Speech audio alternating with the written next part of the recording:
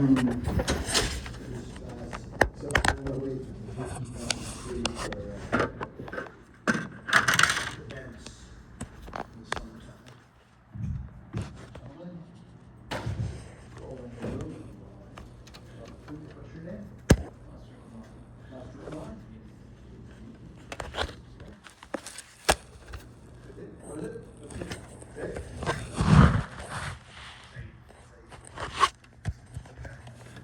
Everybody here gets +2, as they say. You can tell I'm not very discriminative reading.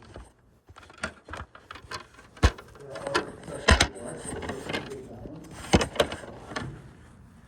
Point of view is, I mentioned early on, is a graduate school.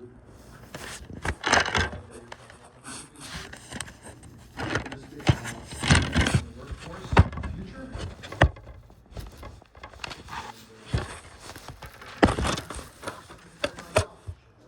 No getting around it. I took a story of classes at Georgia Tech online.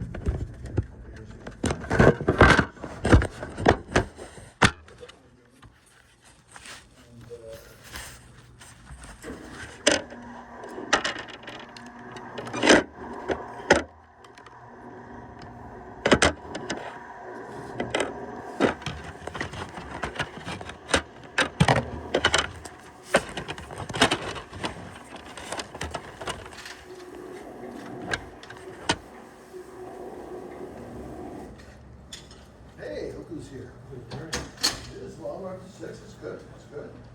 I'm impressed by those who have made the journey. Oh wow, I left my thinking last week. Generous of me. There's others not today. Can't get track of all my gear sometimes when I read spots. Look this up.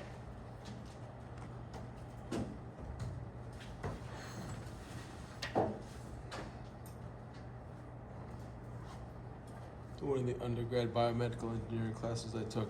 What's that? One of the undergrad biomedical engineering classes I took, anytime the room was less than half full, there was a quiz. Write your name on a piece of paper and turn it in. You know, I understand that philosophy too. When I was in grad school and math school, you know, first year worth of courses did have a fairly high component of exams and homeworks, you know. But This was after that, undergrad, even more so. After that, it's like, you know, I used to have a professor, he never gave homework, you know. God, he gave one homework one semester, and I ended up taking a long time to get it done, and I couldn't get it done in time. I mean, it was an automatic A, and I ended up having to take the class over because by the time it came time for him to submit the grade change, it was too late. I learned my lesson. That cost me, you know, it was hundreds of dollars for sure, maybe thousands. You know, it's life. But you know, like I say, Georgia Tech, I took these computer science classes, and in the very first semester, I took 2 courses, and I had an A in one for sure, and then the other one, okay, except for privacy, okay. The other one I had like 89.7. I was kind of hoping, you know, that God would give me an A. Georgia Tech was A, B, C, no pluses or minuses, and it was like, no, 90 is an A, 89.7, that's a B. All right, and I was a little, you know, part of me was a little unhappy, but I realized that later on that you know, it took the pressure off me having to worry about trying to get a 4.0 in that particular program. I ended up getting like 3 89.7s out of 10, 11 classes. But also, as I tell my students, like you, and also tell people who ask about the program online, I said, look, when you go to an interview, nobody is looking at your GPA.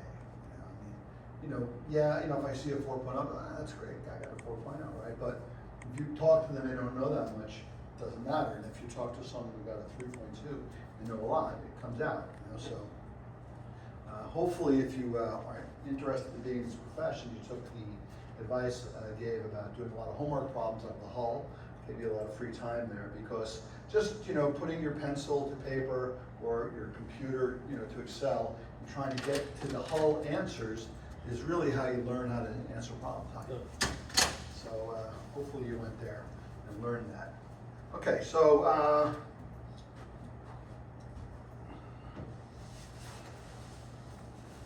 I want to just start with a very brief recap of what we've talked about this semester. And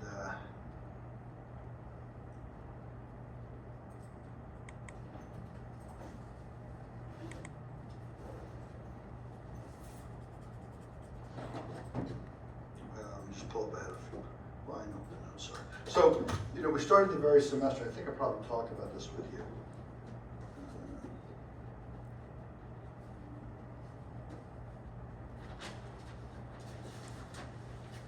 You're talking about Taylor series, right? It's concept from Calculus 2, Calculus 3, depending on where you learn it. Although interesting guy at University of Pennsylvania, if you want to learn calculus in a nice way, he has a great course on Coursera where he starts with teaching about That series. Robert Griff one? Yeah, that class is great. He's an artist in a way, so he does a lot of fancy drawings, and he's really into the video presentation. Robert Gilchrist, I think. Yeah. Yeah, just go to Wharton, or you go to Coursera, go to say calculus and look for University of Pennsylvania. He's an amazing teacher, and he's also a superior mathematician. He's got a book on some abstract branch of number theory. Which I always hoped he would do the multivariable calculus. Did he do it? Yeah, I don't think he's done it though. He only did the one. Yeah. Right? Yeah. The one was so well done. He has all these. It's great. He used. He does some drawing. He also has really interesting graphics, and the idea of teaching calculus starting with Taylor series is not that unusual. Although it never happens anymore. But kind of the interesting thing is this one, right? If you study Taylor series, you learn that the cosine of theta is equal to 1 plus theta squared over 2. Oh no, wait 1 second. Sorry. It's okay. Minus theta squared over 2 plus theta to the 4th over 4 factorial minus dot dot dot. It keeps going on.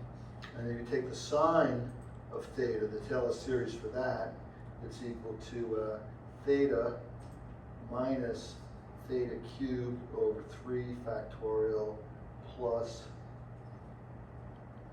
I must have this backwards, let's see. One of these must be wrong. Yeah, this must be, I guess these are, all pluses. I should just Google that for a second. My brain is really failing me here, but I think this is right. Let me just see. Let's just do it quick, right? Chat. Actually, you know what, even better. GPT. Taylor. Let's do that.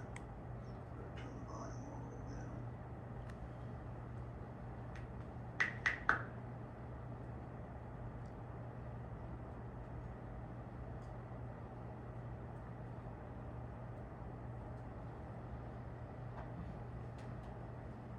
This is a good story, so I'm going to continue with it for you.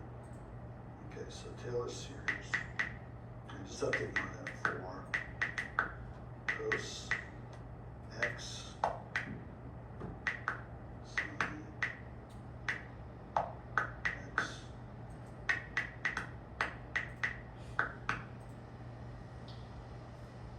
Random question. Yeah, You know our exam week this week or next? I think tonight is really the exam night. Okay, I'll talk about that in a few bit. Okay, so they are alternating, right? So they do both start with negatives. All right, so you notice the exponential has only positives and has every power of x. And the sine has every other power, only odd, just like the sine is an odd function, which you probably know what that means. The, a little bit bigger maybe. Oh, it's not big enough. It's big enough here, right? The sine is odd powers only, alternating, and then the cosine. So you might notice you could almost add them together, right, and get the E, right, except that the negative signs would not, there's no way to make them go away. If you add them, they're both negative. If you subtract them, you get negatives in different places, right? So, however, and these series converge for all real numbers, infinite radius of convergence. That means no matter what value of x you pick, I usually using theta to remind you of sines, cosines being related to angles. No matter what value you pick, this series, which is infinite, will converge. Yes? What do you mean tonight's the exam? Sorry. Well, I mean, this is the week of exams, right? This is the extra class in lieu of an exam. Oh, I thought you're like taking an exam tonight. No. Come on. If you've not been paying attention for the past several weeks when I said there's not going to be any exam, there's going to be a take-home exam, would you have asked that question? So I know you didn't think that. No, I thought you talked about the random quizzes that were given by your professor. No, that was him. Yeah. That was his professor. I thought you were gonna. And he was an undergrad. Yeah, this is grad school, right? Okay, you're doing much more important things, which is you're learning identity, which some of you may know, but if you don't, this is a good one. Okay? And as it turns out, if you do, so we have those things. If you do this, so let's, okay, I had the minus signs right, so I'm going to fix them. Okay, that's good. This is a plus. Okay, back here. Okay, plus theta to the 5 over 5 factorial minus ... So every other term is positive and negative. The sine only has odd powers of theta. The cosine only has even powers. 1 is the 0th power, which is an even number, right? And then the exponential of theta is let's just give for a moment exponential of x, more common way to write it. 1 plus x squared over 2, which is the same as 2 factorial. I didn't emphasize that, but 3 factorial, okay? Notice for the exponential, if you put 1 in here, you get 1 plus a half plus a sixth plus 1 over 24 and so on. That will add up to 2.72, 1828, 45, 90, 45, right? The value for E. But then where it gets really interesting is you do this. If you do E to the power of I times theta, which is the imaginary unit, right? So what do you get? You get 1, and then you get I times theta, and then you get I times theta squared over 2 factorial, and then you get I times theta to the 3rd power over 3 factorial, we'll do one more, plus I times theta to the 4th power over 4 factorial, and it keeps going on, right? So this is 1 plus I times theta, right? Now what's I squared? -1. I squared is -1, right? That's the definition of I, right? And -1. Right? So what's I to the 3rd power? I. -1 times Times I, right? So it's negative I, right? And then I to the 4th power is -1 times -1, which is 1. So these are the powers of I. I, -1, negative I, and 1. And then they repeat. If you go to I to the 5th, you have I to the 4th times I to the 1st, so it's 1 times I, okay? So keep that in mind. So now, I squared is going to be, so let me get rid of, let me keep that there, but let me just get rid of this guy. Okay. I squared is going to be -1, right, times theta squared over 2 factorial. And then we have I cubed, which is -I, times theta to the 3rd over 3 factorial. And then we get I to the 4th, which is just 1. So we get that. Okay, that's going to keeps going on, right? And then you get this. You take all the terms that don't have I, and you write them down as theta squared over 2 factorial plus theta to the fourth over 4 factorial plus dot dot dot. And you also you take all the terms that have I, and you factor out the I, and you get I times theta, and then this was the next one, and then this is going to be minus theta cubed over 3 factorial. I did one more term, it would be plus theta to the fifth over 5 factorial. And this turns out to be, so we get e to the I theta equals cosine of theta, cosine, one second.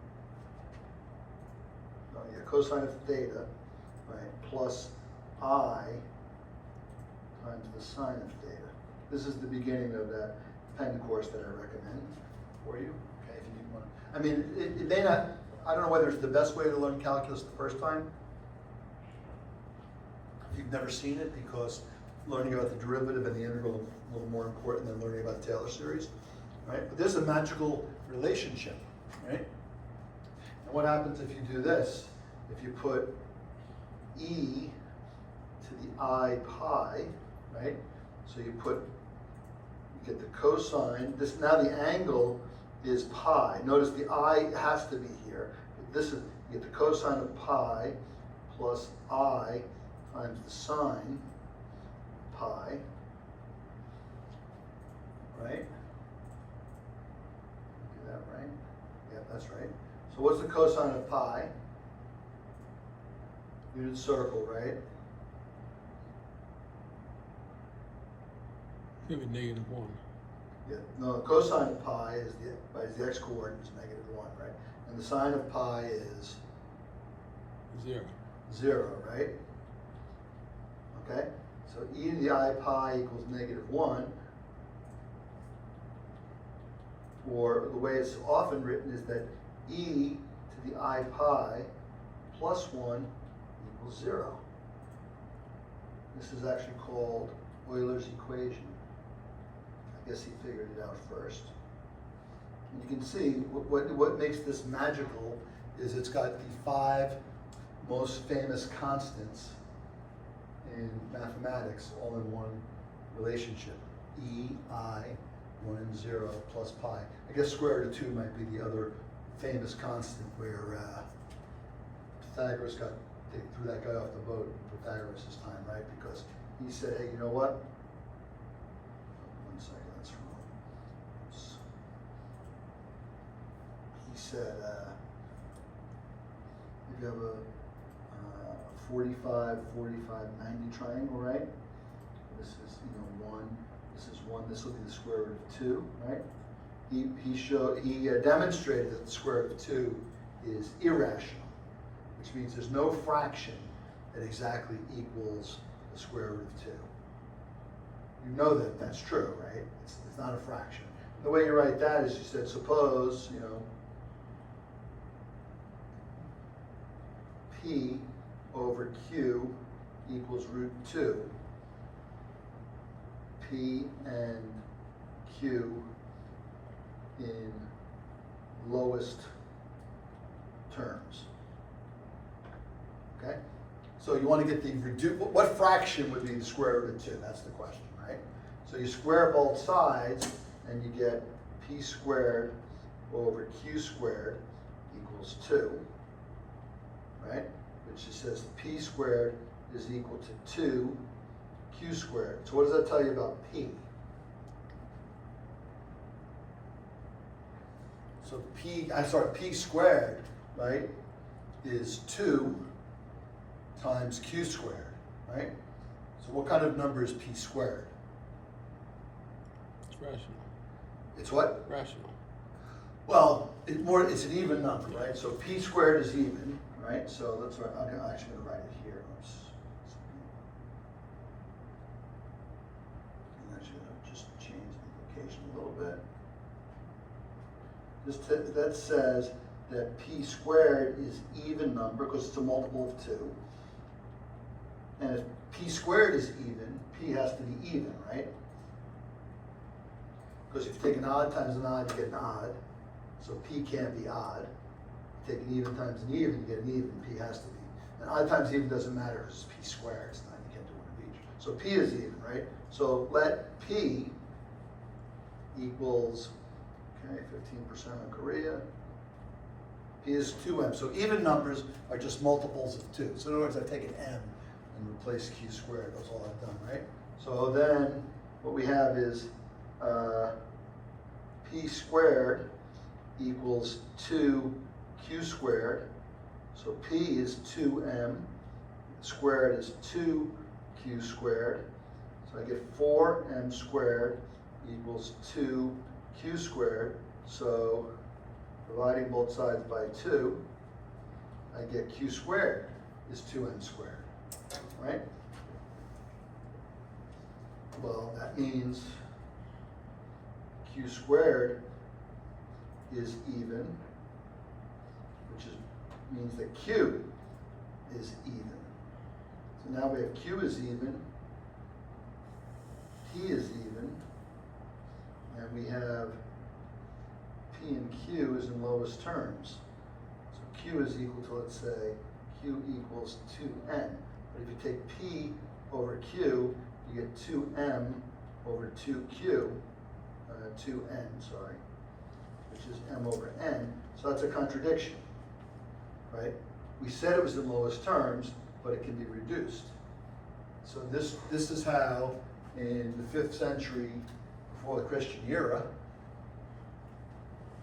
somebody proved that square root of 2 is irrational, or more interestingly, the notion was that the ratio of any two integers, I mean, the missing side should be able to represent, any distance should be measurable as the ratio of two integers. This was the discovery, so to speak, or the first proof of the irrational numbers. So now you have two different facts, okay? So you get two nice stories today. Euler's equation, which is e to the I pi plus 1 equals 0, okay? You also learn that the cosine and the exponential are more closely related than you might think, okay? And this kind of becomes the basis of complex variable analysis, which is like calculus on the complex numbers, which has utility, right? So what does I do for algebra 1 or algebra 2? It just says, well, every quadratic has two solutions. Some of them might be irrational, right? You know, I mean, not imaginary, right? Complex, right? But turns out that you can do things in probability, like one way to prove that the integral of e to the minus x squared over 2 pi, the normal distribution's density function, is 1. One way to do that is using complex numbers. There are other ways too. Okay? Okay, so we started with Taylor series, right? And the important Taylor series we had is this one. So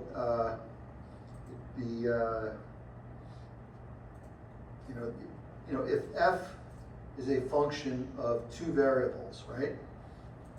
We'll start with 2, right? And then, if you bump x, then you bump y,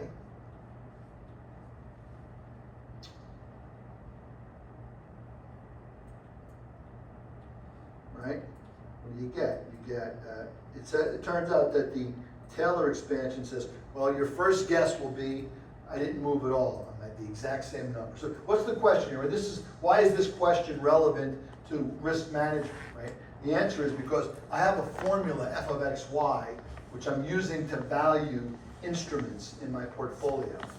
And that value depends on the inputs, x and y. And the risk manager's question is, well, what happens when x moves? Or what happens when y moves? Or in some functions, there'll be more variables. What happens when all of these things move? Taylor tells us the answer. It says, well, you're going to be close to where you started, so your first guess is nothing happened. Okay, but Taylor series says, well, it's more complicated than that. There's a component, a sensitivity to that x input, and you have to multiply that sensitivity by by how much it moved by. Okay, and that it's almost a tautology to say that I'm a certain amount of sensitivity to X. So if X moves, how much did I change? Well, that's sensitivity times the move, right? And then there's also a sensitivity to the Y input. So I have to measure that, right? And Taylor doesn't say this is equal to yet. Taylor will only say this is approximately equal to. And then there's more terms. And the more terms look like this. There's I guess a nice way to write this, because it does actually come back to Taylor series. There's a second derivative with respect to X. There's also a second derivative with respect to Y. And then in the middle is actually two of the mixed derivative, where first you change X, and first you change Y. And then finally we say, the terms that I haven't taken into consideration yet contribute additional changes that really are a function of the third power of X and the third power of Y. I mean, all the other powers matter, the third power, the fourth power, the fifth power. But the point is, when you let delta X become small and delta Y become small, only the third power matters. That's because if you take 0.0, if you take 0.1, let's say that's our step size, and you square it, you get 0.01, and you square it again, and get it again, you get 0.001. So each time you're reducing by a factor of 10. So the stuff that you're ignoring in the higher order terms will become effectively zero relative to this error. Good to see you. Okay, we're picking up here. I know a lot of people, some people are in India, some people are in China. Some people are in northern Connecticut, so there's a big drive. Some people are just, at the beach. And I'm glad you're all here. So that was Taylor's series. I would say, well, okay, what's X and Y? Who cares? Well, I don't care about X and Y. So the part we're going to be concerned about, we're talking about, we talk mostly about call options every class, so we might as well, we acknowledge that the call option depends on, certainly depends on the spot price and the volatility, okay, and it also depends, I'll leave it at that. It does depend on interest rates, certainly. Just everything in finance depends on the cost of money. Famously, the Fed did not cut again today, unsurprising. There were two dissenters from the meeting. Hopefully, you are aware of how the study of the thinking of the Fed worked. This is the first time in 33 years that there have been two dissenters, but it was expected. Widely expected, and we'll see what happens in September. Stock market, I think, neutral reaction. The bond market went up a little bit, like 5 basis points. I mean, the market went down, the rates went up, mostly because they didn't make any commitment to September cut yet. They said, oh, we're gonna, we don't know what we're gonna do in September yet. We'll wait and see. We have 2 months of data. The really important data for the Fed is always the jobs report, which I think will be this Friday, because that's the first. Once in a while, they don't have it on the first Friday, they let it roll to the second, but I think this one's on Friday. And then the CPI and the PPI, those are the three things, because it's supposed to balance inflation and unemployment. So the jobs numbers gives them some idea how unemployment's doing. The CPI and the PPI give it some idea how inflation's doing, right? So and they'll get a set in August, and they'll also get a set in September before the September meeting. September meeting will be like September 15th or 19th or something. Okay, so rates are important. If it's a currency, there could be currency trade. There's two rates, the dollar and the euro. If it's stocks, there's a dividend rate that might be considered, right? But really the hedging of risk management of interest rates is sort of a broader separate topic, some of which you'll get into, I think, next semester. Some of which you've maybe already seen, talking about forwards and swaps, right? Or interest rate swaps, right? The way you manage that book is really ideally what a big business like Goldman Sachs will do, for example. They'll take all the interest rate risk out of all their books and just send it over to the interest rate people and let them manage it. If you're the euro currency trader, you're going to get all the currency risk that's associated with the euro on your computer, and you're gonna think about how we should manage that. Which means if Goldman buys some European stocks, let's say, as part of a speculative investment, there's an exposure to the euro. If it's a long-term investment, there's an exposure to euro interest rates. All of that interest rate exposure can be factored back to the European interest rate trading desk. But the two that sit with the option trading desk are the sensitivity to the spot price and the sensitivity to volatility, okay? And the same Taylor series we did up here, we will do for S and sigma, just replacing X by S and Y by sigma. And we'll give all these guys names. Well, they already have names, you already know them, but let's just write that. So this just says, I guess I should, let's speak math. Let's say expand this function around S and sigma, okay? So what we say, we start at S, and then we have a bump to S, and we have a bump, oh, sorry, excuse me, a bump to sigma, okay? And this just like with the initial guess is, well, you know what? Price doesn't change at all. And in fact, for example, for a very deep in the money option, the price probably doesn't change at all. Well, it should change with respect to spot, right? A deep out of the money option, let's say. It's worthless. You have a put option on Apple with a strike of 100. Apple's trading at 200. It doesn't really matter if Apple goes up or down $1. Your option is still 0, right? Okay? But that's your first guess. But then you say, well, I got the all important, and now I'm going to say, the change with respect to spot times the change in spot, the change with respect to volatility times the change in volatility, and then I'm going to have these second order terms. I'm going to write them slightly different order. I'm going to say, okay, I have a half. I guess I can put it inside here. This one is going to be the second derivative with respect to, I should put it, let's put this here, spot twice. The second derivative with respect to vol twice. And then in the middle, 2 copies of the mixed partial, the sensitivity to spot. And then there's other terms. The other terms are of third order.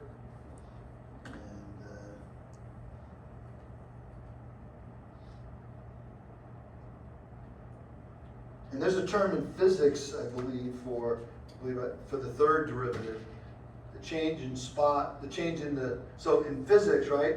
The change in position is called the velocity, right? The change in velocity is called the acceleration, and the change in acceleration is called the jerk, which is a good name for it. Because like a jerk is like you have a toy on the floor and you jerk the string, and it has a discontinuous change in acceleration, or essentially discontinuous. Okay? But these become, sort of immaterial to an option trader book. Although one thing when you see third power, you should always think of what phenomenon in financial markets. Third power is always talking about the what. It's not the exposure to the mean or the variance. These are all, right? These are, I've been getting Isabella from Telegram very nice. That's going to be skewed for the third power. Right, so the first derivative, right, is about where's the mean movement in the spot. And the second derivative is about what's the variance in a way, right? The convexity.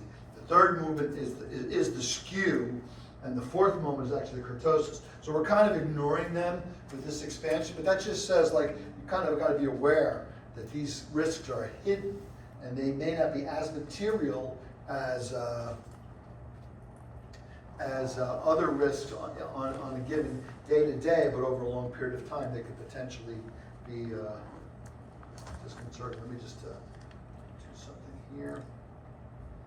Got so much stuff open. I don't have anything untoward, but, you know, how it is with your private life, you don't want to expose. Yes, I use Facebook, yes, I use Reddit, yes, I use.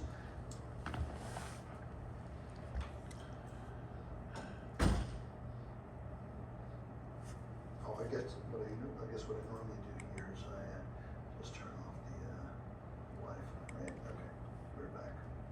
Okay, so, and then it's important to know that these have names, right? Which is just, you know, this guy is Delta. No, let me just use it. I'm gonna emphasize that it's a. Okay, this guy is Vega, and the second, this guy here. Actually, no, I could do that. I do like this feature of my little toy here.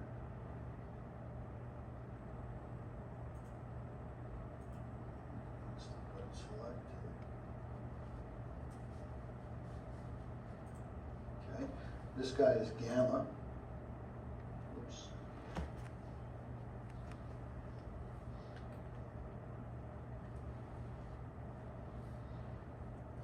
This one over here is called Volga, for Vol Gamma. There was a time when people were thinking about this concept. Some people were calling it Volga, and other people were calling it Vama. I'm like, Vama? It's like vomit. That sounds stupid. So Volga won out. It's a river in Russia. It stands for Vol Gamma. And then this other one in the middle, it's called Vanna. I don't think it even has a letter. Neither does the Vanna. And probably because Vanna White was a famous, or is a famous American game show personality, and traders probably said, let's just call it Vanna. It's like all the other V's, all of the Greeks that involve sigma have a V. Why not go for Vanna? And that, you know, if you look at Vanna, you should understand there's really two things going on. I'm going to actually just do a quick little aside here about Vanna. Bless you. The second derivative of the price, and remember I'm using calls, but it could be any derivative security that has sensitivity, right? There's two ways of writing this. One of which is it's the derivative with respect to spot of this guy, and another way of writing it is the derivative with respect to this of this guy.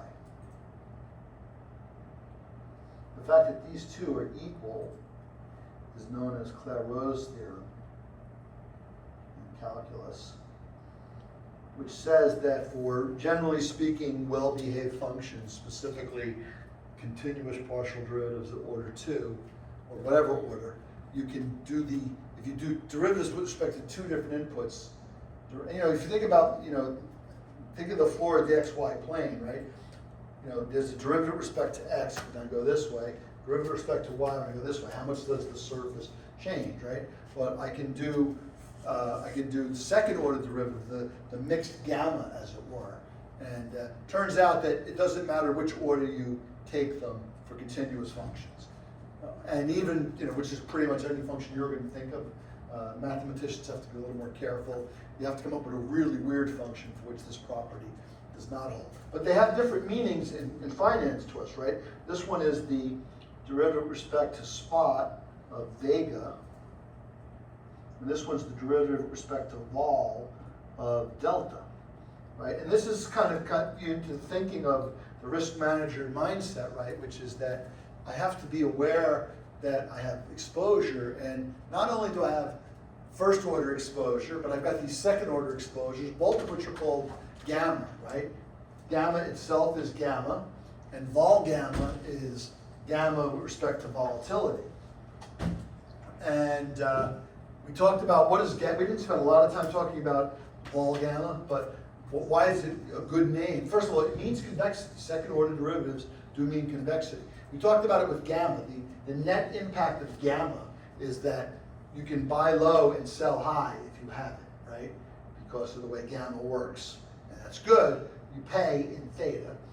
For vol gamma, Volga, you can do the same thing with respect to vol, which is if you have a structure which has positive Volga, you can buy volatility to hedge when vol is cheap and sell it when vol is expensive. And these things have value. And it wasn't understood well in the 80s when people were first trading options on a big scale that the second order Greeks had value, and people who figured it out initially in the 80s, they profited from it by recognizing that there's value. And then in the 90s, we talked about the RKO, which we'll touch base on, we'll talk about briefly tonight.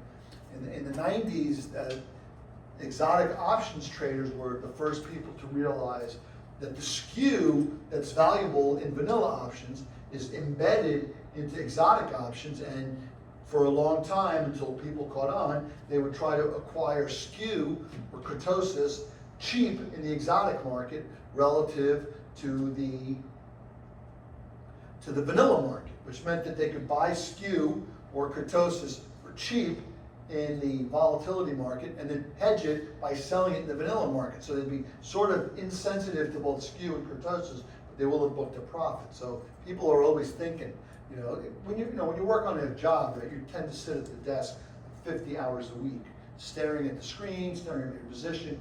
You start as a trainee, you're working, you're putting stuff in, well, who knows what they do today. A lot of stuff used to be entered manually. But you do work that, is what you give to somebody who doesn't know that much about the job, but may have promise as earned by education, right? But you sit there for a long time, you're thinking about what's going on, you're listening to people talking. The people have been sitting with positions for a long time. Sometimes they learn by trial and error. They have a bad day, and why did I lose all this money? Well, you dig around and say, oh, well, you know what? This short skew that I didn't even pay attention to, that really hurt me today. Because I was Vega hedged, I had no Vega, and then the market went up, and all of a sudden, the options out of the money options that I were short became more valuable and more Vega. The at the money options, which I was long and hedging with the out of the money options, the Vega kind of collapsed, and people lost money like this. I've seen it. I guess other people made money.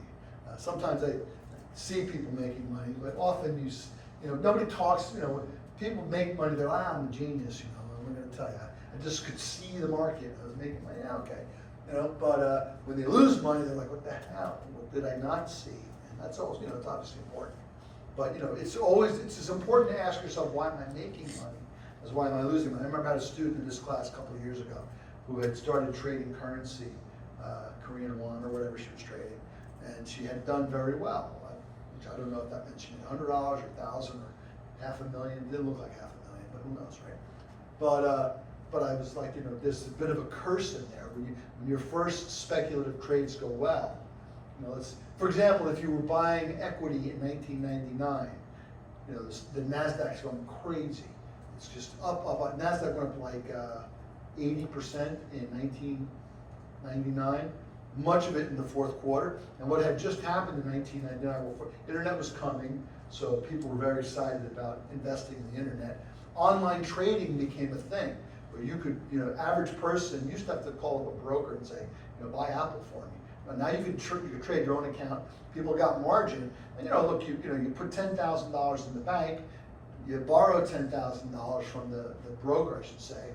Now you got $20,000, and the market goes up 80%, so you made $16,000, and you only put $10,000 in, you're like up 160%. And if you put a bigger number in, you're like a genius, right? Same story in the 1920s, right? People could buy stocks on margin. In the 20s, you only need to have 10% equity to buy a stock. And the stock market went up and up and up. People were partying, drinking, dancing, and then 1929 came, and people were jumping off buildings, right?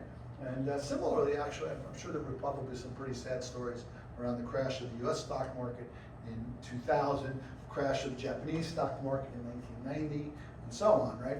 Because when you know, because they were making money, they didn't really ask themselves, why am I making money? And if they had a bit of self-awareness, they'd say, I made money because I had leverage, and it was a bull market, and I was levered into a bull market. Everybody is a genius in the bull market.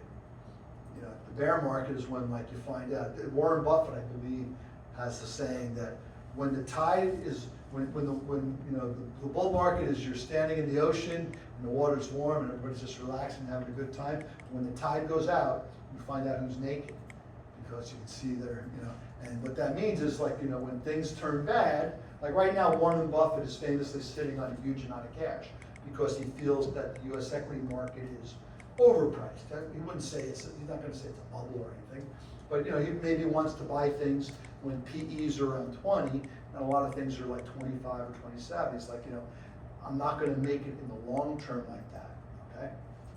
But, you have to ask yourself, when things are going right, why am I making money? You will ask yourself when things are going wrong.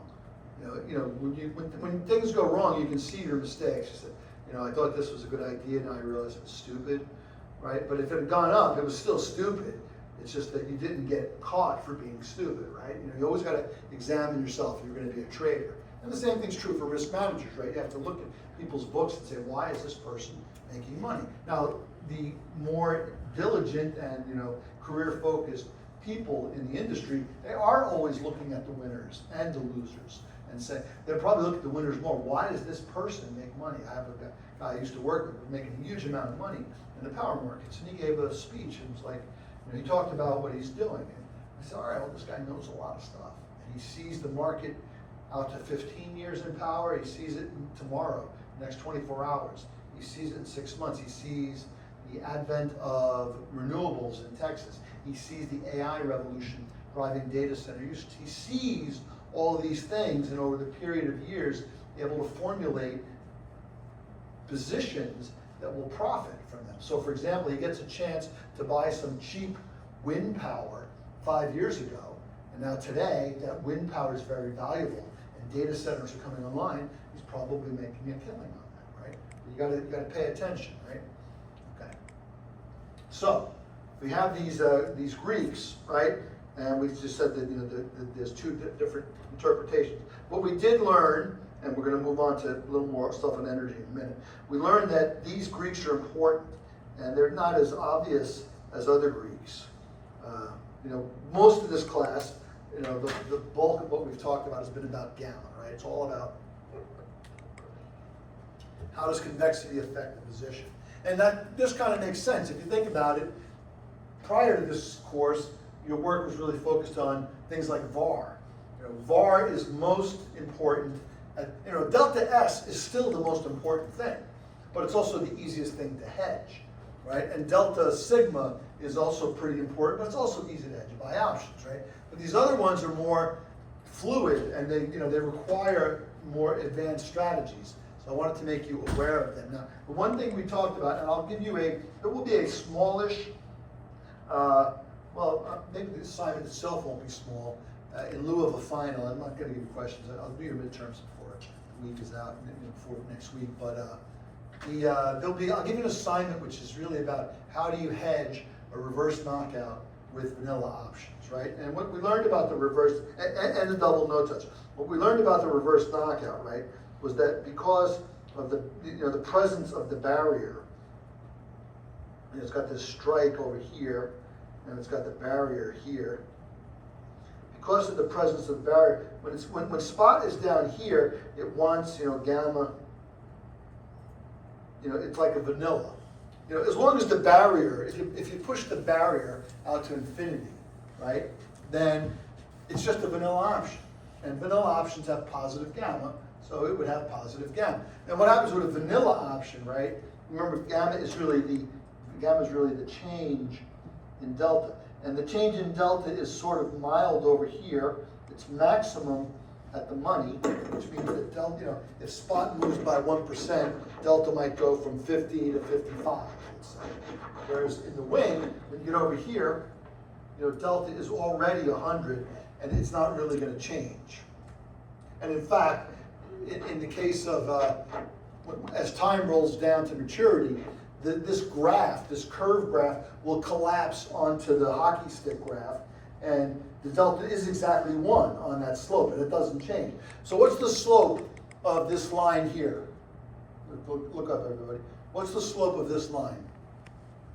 The payoff of a call option. What's the slope of the bend? What's the slope here? The two pieces of the payoff, right? This is call option payoff, right? This is the intrinsic value, right? The intrinsic value at maturity is 0 if you're below the strike, and then it's increasing. What's the slope of this line if you're at maturity? At maturity, you're in the money, right? So you now own the asset. So how much does the asset go up for every dollar that the asset goes up? $1. 1, right? The slope is 1, right? This slope is 1, okay? And over here, you can see that this slope is, your 25 delta option. That slope is about 25%. This slope is about 50%. This slope is like 99. So you can see, even though it's going to basically be 1. So that means gamma is gone on the end. And there's also not that much gamma over here, because when you're really out of the money, a little move doesn't help you that much. Your position doesn't increase by that much. But when you're at the money, when you're sitting right on the 50 delta, you've got a razor's edge. This could go up and I'll be doing great, or it could go down, I'll be unhappy. Or in the extreme case, when time is 0, right? Your delta here, this is a good question. I should write some of these down for the next year's final, right? What is gamma at K at maturity? And let's say maturity minus 1 second, let's say. This is a good thought question. And if you can get this one right, it will tell me, if I'm asking you an interview, it will tell me that you've understood a specific type of risk that option makers face, which is what happens at maturity. So let me ask you a question. What's the slope to the left of K? 0. Pink line, what's that slope? 0. Horizontal line, slope is 0, right? Okay? And the slope of the pink line going up is 1. And what is gamma, right? Gamma It's going to be 0. is the change in delta. I'm going to write it as d delta just for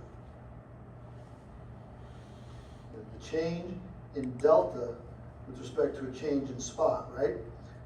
And what we're seeing right at the kink, the delta is going from 0 to 1, right? And it doesn't matter how small this move is.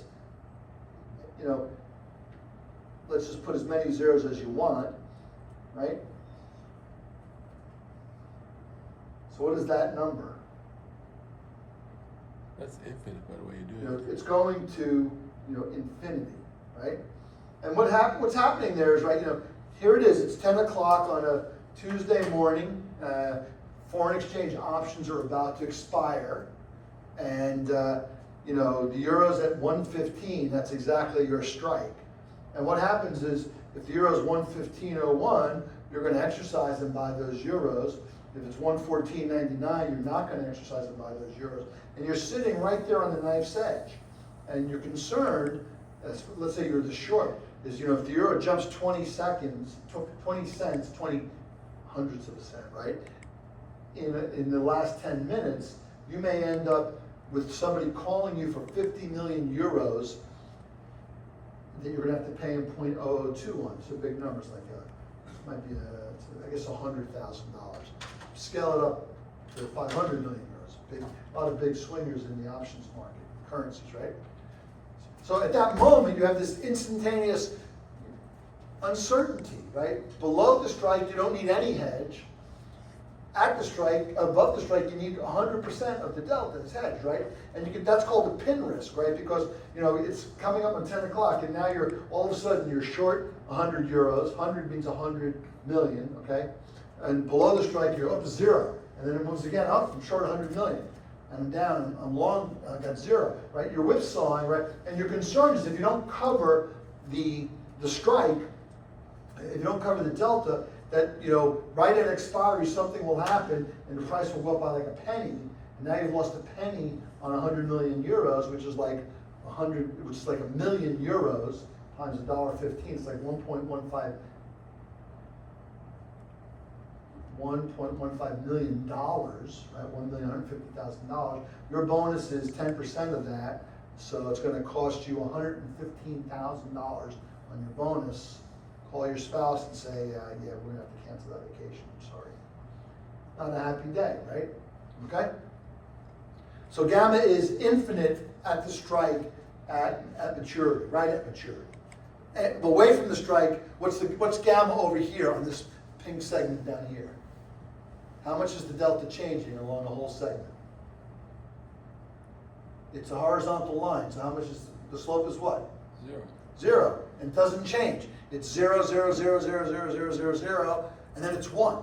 1, 1, 1, 1, 1. So away from the strike, gamma is gone, it's 0. Okay? But at the strike, it's infinite, right? And what I'm emphasizing here is what happens at maturity, but you know, that effect bleeds backwards in time. One day to maturity, if you're a little bit out of the money, you got no gamma. A little bit in the money, you got no gamma, right? You just have that delta. But as soon as you become uncertain as to whether we'll be in or out of the money, that's what gamma is, it's uncertainty, right? Okay. So we talked about for the RKO,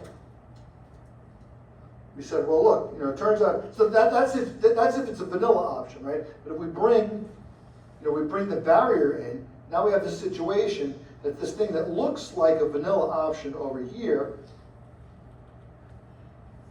gets worried about the barrier, and that the barrier, you know, there's some invisible line here where gamma becomes negative. And that's because, you know, when you're long a call option, right, you want the thing to go up and up and up. Every penny it goes up, you make another penny, right? But there comes a point over here where you don't want to make any more pennies because you got almost all the pennies you're ever going to get, but you might hit the barrier and you get a big 0. So now as you get closer to the barrier, your value declines, and that becomes negative gamma. So this thing is a risk reversal. We talked about it. This will be a question that I'll give you to try out on your own. It won't be like a super component of the thing, but I want to give you something interesting to work on between now and the end if you're interested in it, which is that, you know, this one's going to be sell options to hedge, and this one's going to be buy options to hedge. So you're selling the downside and you're buying the upside. I should call those really just. So the hedge for this RKO, and keep in mind there's RKOs that go the other way on the put side. Hedge for this RKO is sell downside, buy upside. You know, that's called buy the risk reversal. What's a risk reversal? Buy calls on the upside and sell puts on the downside, right? Okay. Now, if you do the homework number 2 correctly, you'll know how to create a delta ladder. Well, you'll be able to do the same thing for an RKO. I'll have to give you the formula for pricing an RKO. Okay. And then the other structure we talked about was the double no touch.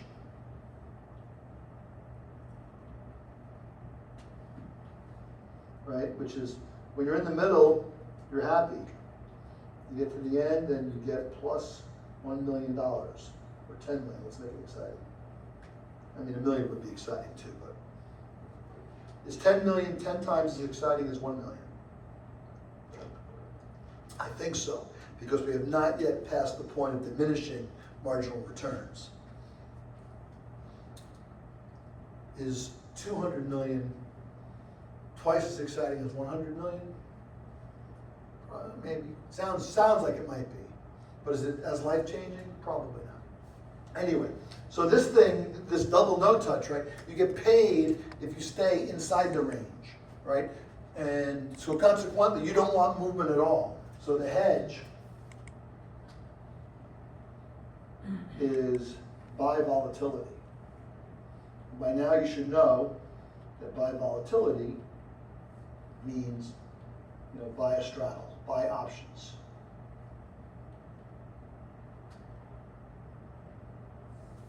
That reason is because movement hurts you. Any movement moves you closer to either barrier, which will cancel your $1 million. So you want to make money when it's going up. So on day one, there's a point, if there's only like 1 month to go and you're right in the middle, well, is it worth half that? Would you pay half? Here's the question. How do you decide, if I give you this bet, I'll give you a chance to make $10 million as long as, since we're talking currencies today, the euro doesn't go below 105. I guess it was actually around 114 today, so let's call that. It doesn't go below 110 and above 120.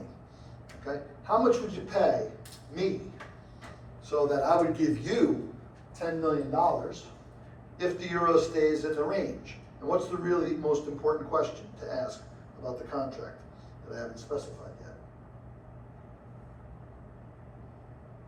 You want to know the volatility of the euro-dollar pair. Well, I would say that will go into something even more fundamental than that. You got to tell me a couple of things. One of which you got to tell me. Time to expiration. Yeah, time to expiration. That's going to be the important thing.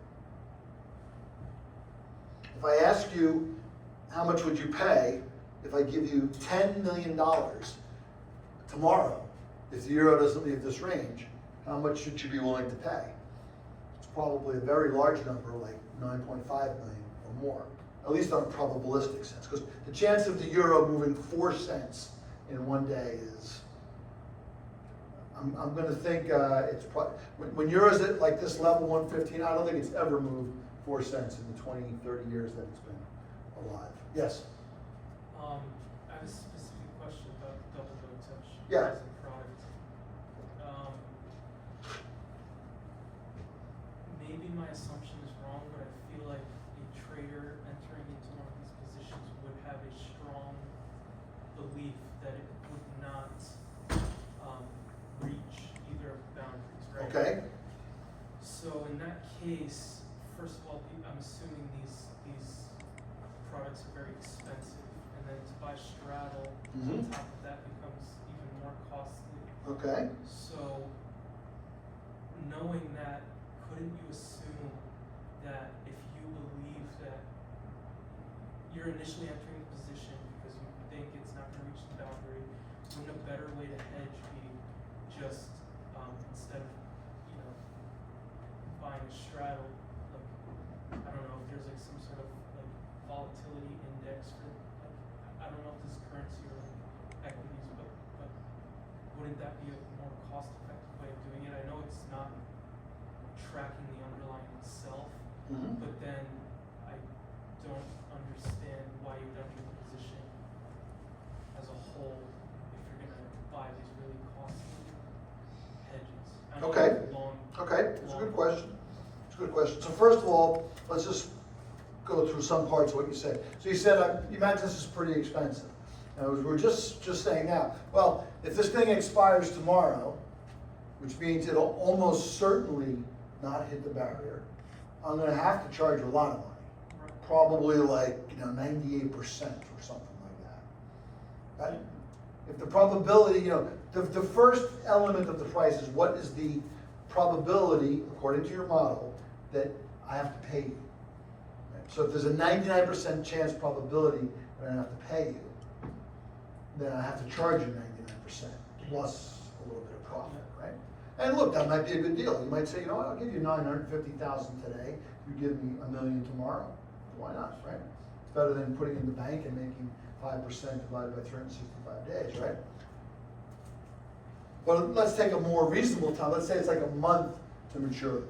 There's still a pretty low probability of the euro moving 4 cents in a month, but it's probably on the order of like 25%.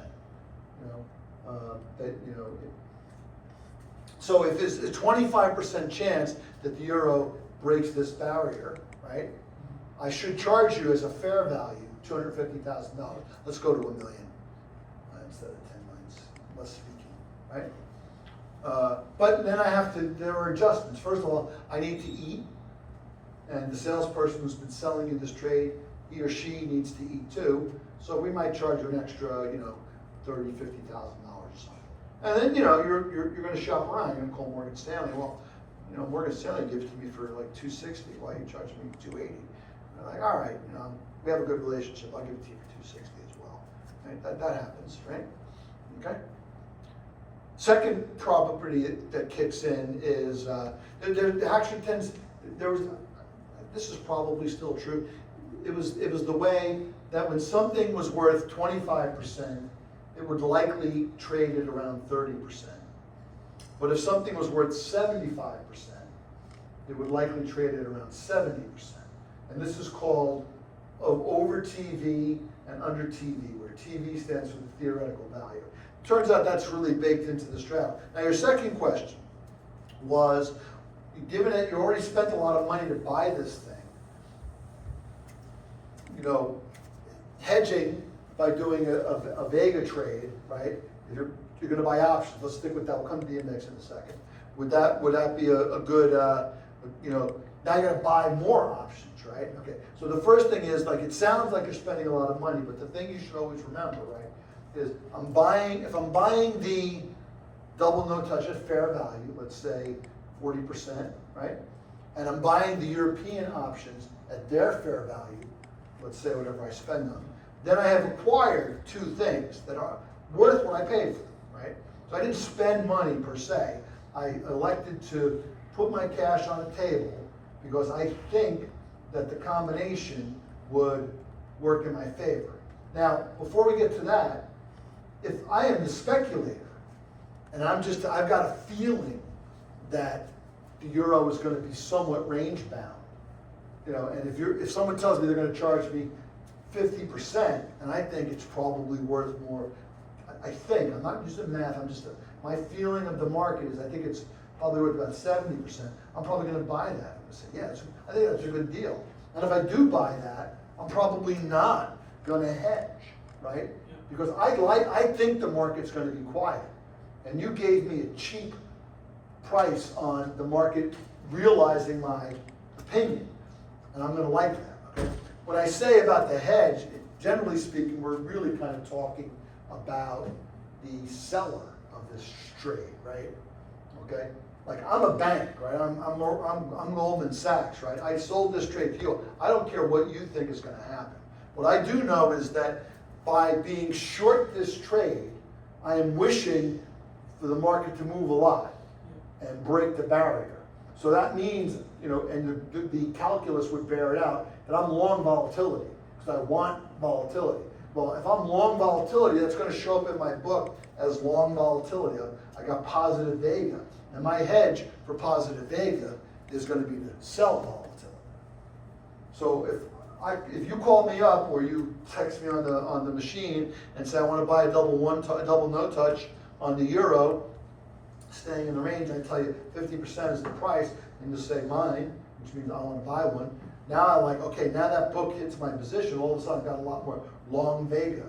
Now I'm a trader, so I have an opinion. Do I think I sold volatility at a good level, or it doesn't really matter, because even if I thought it was a good sale, my goal would be to did I buy volatility cheap, right? Because don't forget, there's a bid offer, right?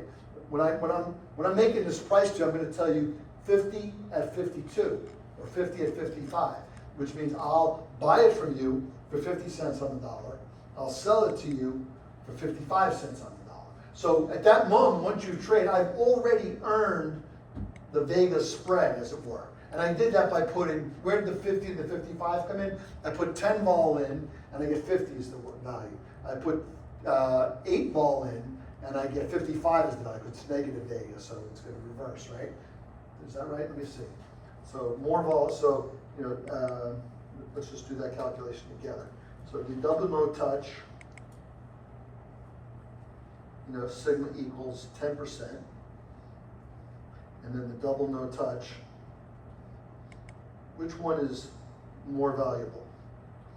If the real sigma is 8% or 10%, which double no touch is more valuable? If you're buying it, Yes, the 8%. 8%, Yeah. right? Because more volatility means higher probability of breaking the barrier. So consequently, lower price. So this would be the case where it's, 55 cents per, dollar, right? And this one might be only 50 cents. And that's how I would price it, right? When I want to make you a two-way price, I'd say, okay, well, maybe I'm not using 8 and 10, maybe I'm using 9.5 and 10, right?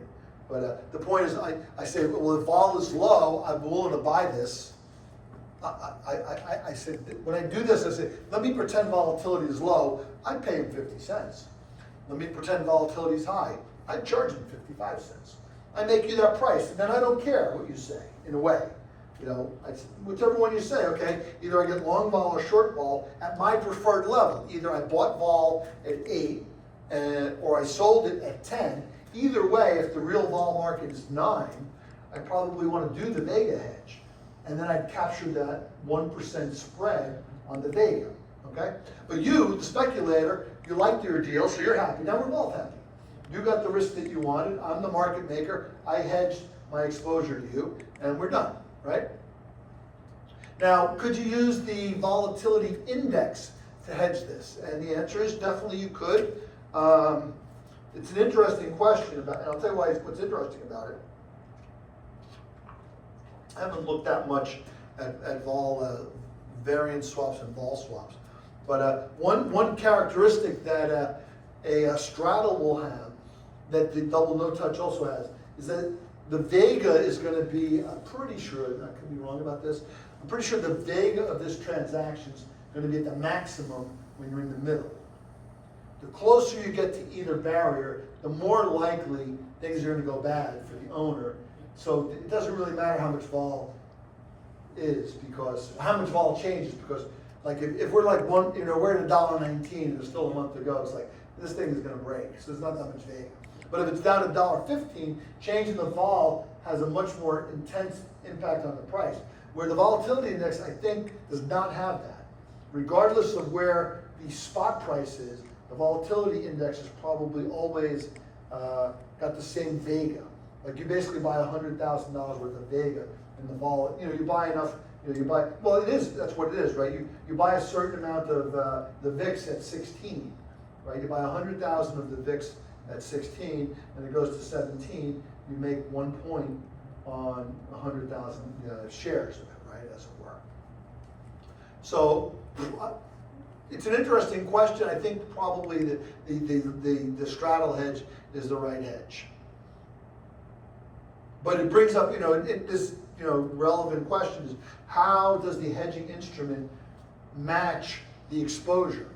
And the one thing you want to think about for both the double no touch and the RKO is that both the RKO and the double no touch could cease to exist at any point, right? If the barrier is triggered, those structures disappear. But if you did the hedge, you either bought a risk reversal or you bought a straddle or sold, your hedge does not go away. You've now got a position that you don't need anymore. And this is kind of factored into the thinking around those trades. Okay, let's take a quick break, and then we'll talk about energy, power plants, and energy markets, and that'll be it. So let's take a, 7:35. We'll start again.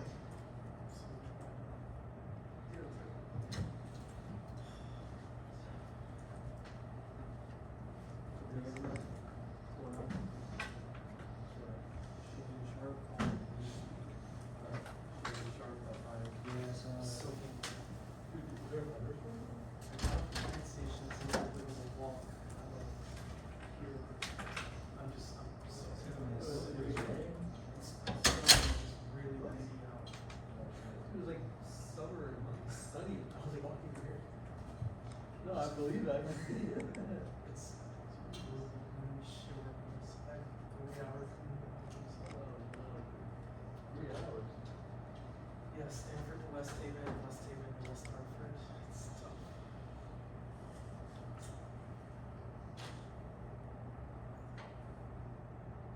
How's work?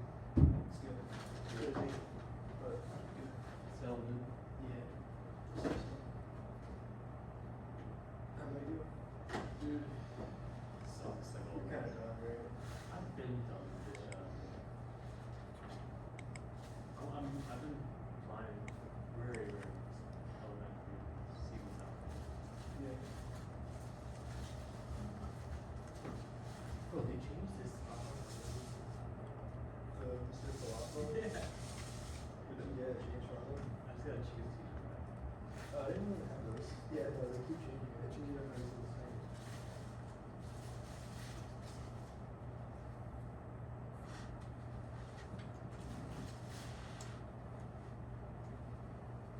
Who's doing your paper? Oh, 83. Like 27 or 30. It is. I literally just trolled the case. Yeah, we have the final exam tomorrow for that class. I'm ready for that.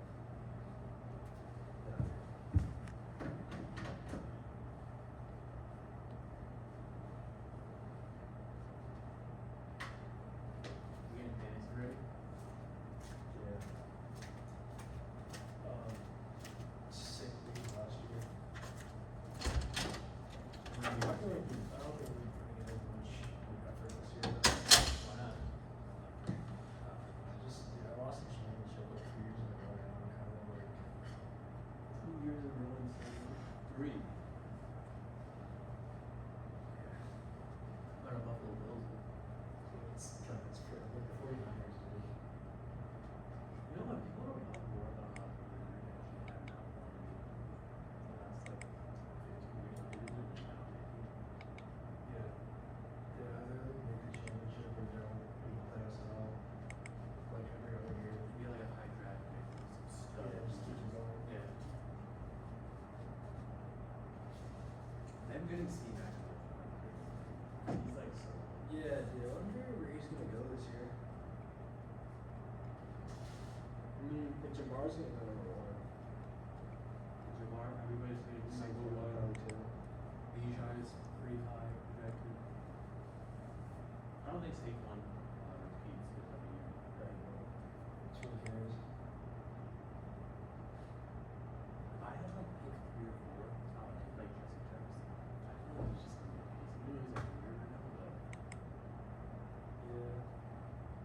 McCarthy's kind of out of it. they're saying he's looking good, bro. If they didn't re-sign Mahomes, this is how something. Yeah. Because it's Hawks isn't back. Like it really is. Yeah, but like top picks are probably gonna be Jamar, Jefferson, Saquon, Bijan, Gibbs. Overall, yeah. I don't think so. I'm not gonna take him though. I'm gonna Because take Nick him. Chandler's gonna be really good this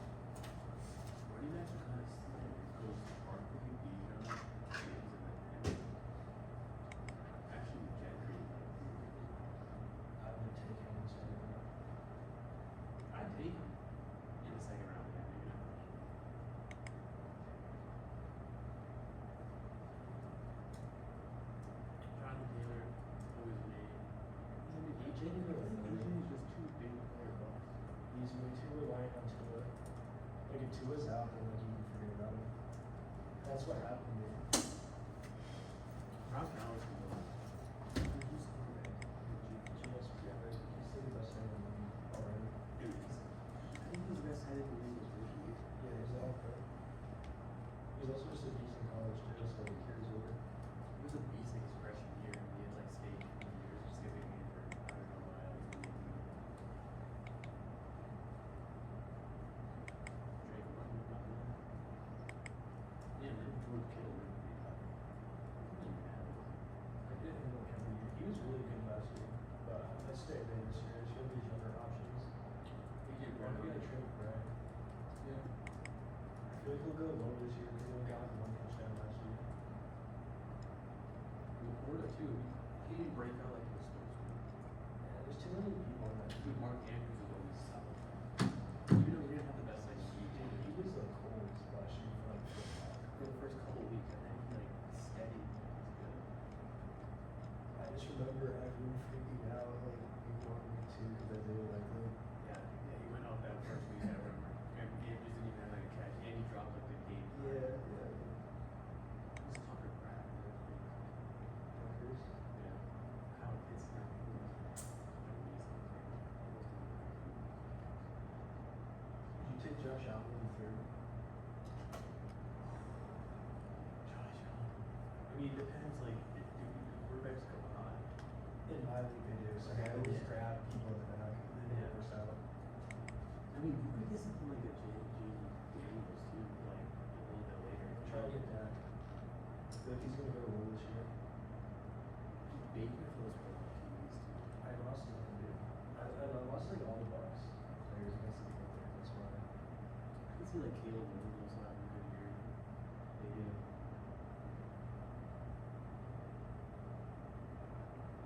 What are the ones that ever get to have like John Rodgers, John Smith. Oh, in Pittsburgh? Yeah. I mean, dude, he catches. Smith, too. Exactly, that's his goal.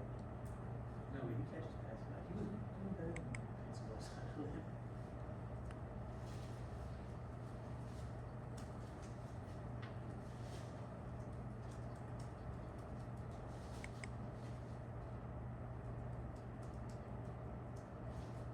Chase Brown is really good. Who's that? The dude from the Little Brothers. James Buckner, Lid Not Cut. that, Zach Moss. So who's their RB1 now? Chase Brown. Brees Hall's gonna be.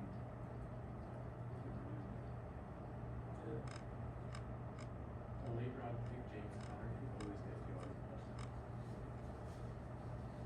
Yeah. Kenneth Walker's the guy in Seattle too.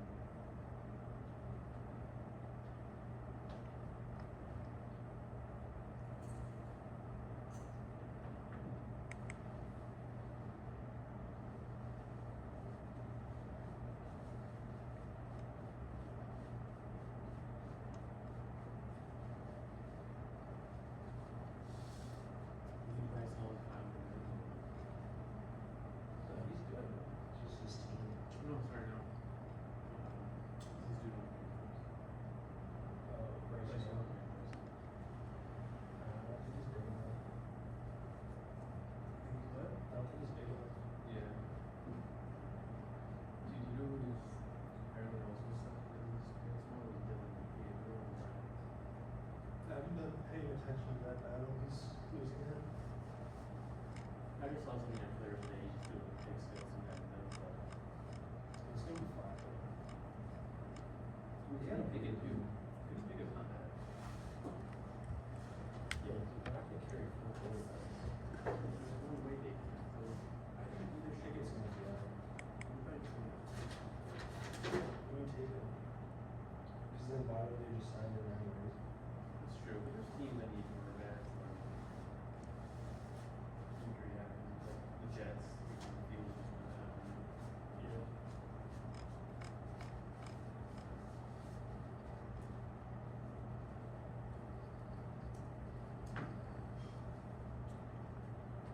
Can't wait for football. Yeah, sure.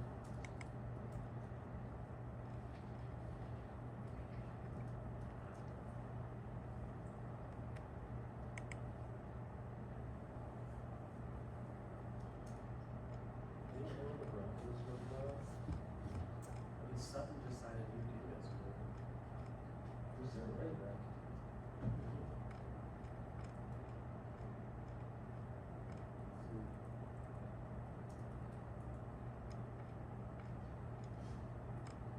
They just have a really good team. They can get good defense on the road. Their secondary. Yeah, but like a reasonable defense. True.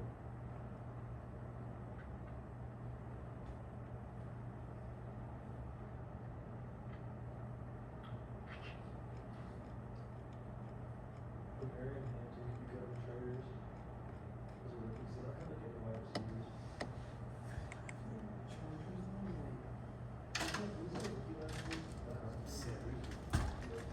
I think they're not worried about their fantasy level. Yeah, I know.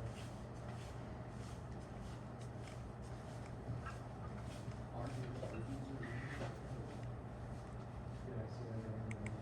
JP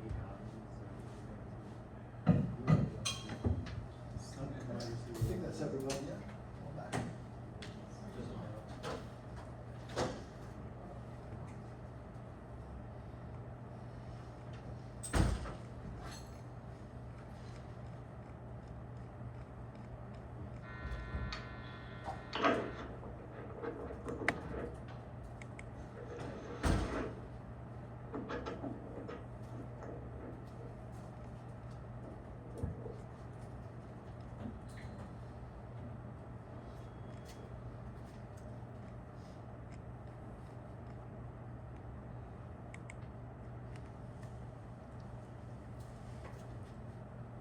Okay, so. Every summer is a little bit different. I usually spend more time on this topic, perhaps because I'm not working in energy this current moment. I regressed into my foreign exchange gamma option trading situation. But this is a great book. Glenn Swindle, Valuation and Risk Management in Energy Markets. I've had a couple of hard copies over the years. I think I've always had a Kindle version on my computer. I think the first Kindle was only $25, what a great deal. I think it's maybe $40 now or something. Glenn Swindle was a options quant, an energy quant at Credit Suisse First Boston in the first 10 years or so of this century. He actually also, I think he also worked at Constellation Energy maybe in Baltimore. He also a professor at Cornell. I think it's his current job actually. He's still at Cornell. And he also has a consultancy called Scoville Partners that advises on energy management. He wrote a great book about the complexities involved in the energy markets, driven by the fact that commodities are by and large different than other tradable instruments. Stock, for example, one share of stock is the same as any other share of stock, doesn't matter. Money, clearly driven by the term structure of interest rates, but commodities, physical objects that have to be in a certain place at a certain time, introduce a whole level of complexity. You can trade stocks electronically, you can trade interest rates electronic. I mean, interest rates are just numbers in a computer, right? Even stocks is just a claim on ownership, but I mean, stocks, obviously there are companies involved that are making stuff, but that's separate from the financial performance of the company and how it will affect your stock. But commodities, like, if I need oil to burn for this boat I want to send across the ocean, or I need gas to heat my home in the winter, or to run my power plant in the summer, or if I need wheat so I can make bread to feed my family in any part of the year, those things have to happen at the time. I need the wheat to be in my grocery store when I go there to buy that loaf of bread today, right? When I turn on my heat, I need the natural gas to be in the pipeline, ready to run through my house and heat my water to heat my house. When I flip on the air conditioner, I need that my power company has either generated wind or solar or gas, natural gas to generate electricity. Of course, one of the challenges that renewables face, wind and solar in particular, is that wind, we don't control wind, we don't control the solar deterministically, right? I mean, we do have some impact by having redundancy, lots of wind, lots of solar should be working, but natural gas, we can physically get it to the place where we need it and have it exactly when we need it. So this is the, and that means that the price of natural gas in every month of the year is different.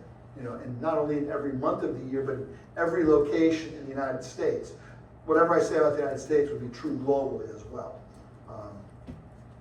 Allow me to, give me a second here.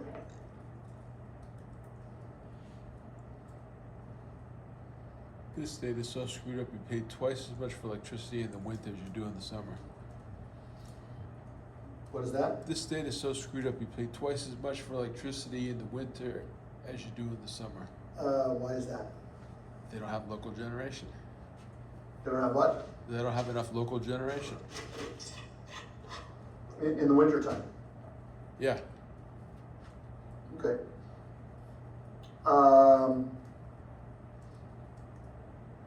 Yeah, I would say most locations you pay more in the summer than you do in the winter. Just the opposite here.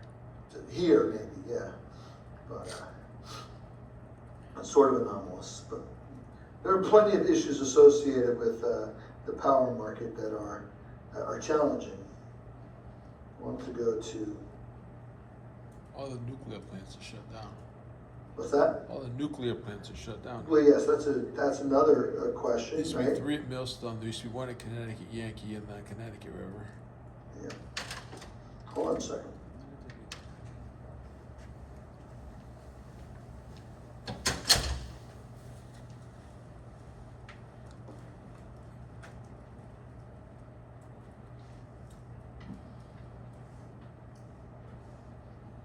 Okay, so this is the market for Henry Hub. Coming up on the screen now. Henry Hub natural gas futures.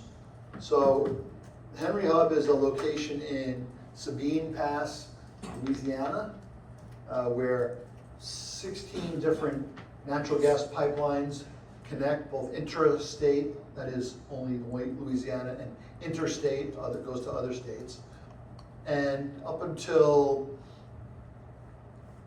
2006 or 2008 or so, it was by several orders of magnitude the only really important gas price on the national level. And that was because almost all natural gas was coming out of Texas, Oklahoma, the Gulf of Mexico, Louisiana, and consequently, a large portion of natural gas began its economic life in the Gulf of Mexico area and disseminated to the rest of the country. Because the value of natural gas is such, and it's a valuable commodity, and because a lot of people need it, eventually large deposits of natural gas were discovered and developed in places like the Colorado, Utah, Wyoming areas where, I forget what the name of that specific section of the commodity market's called, but coal bed methane was the type, they figured out how to get gas out of coal beds. There was always a lot of gas in Canada. Canada, of course, is rich in natural resources. That gas mostly in the east would feed parts of the northeast market, and in the west would feed part of the California market. Actually, in the Midwest would also come down through the center of the United States and feed the hungry natural gas market. Major pipelines, let's just pull up a pipeline map and we'll come back to the natural gas futures market here. Let's just get that in here.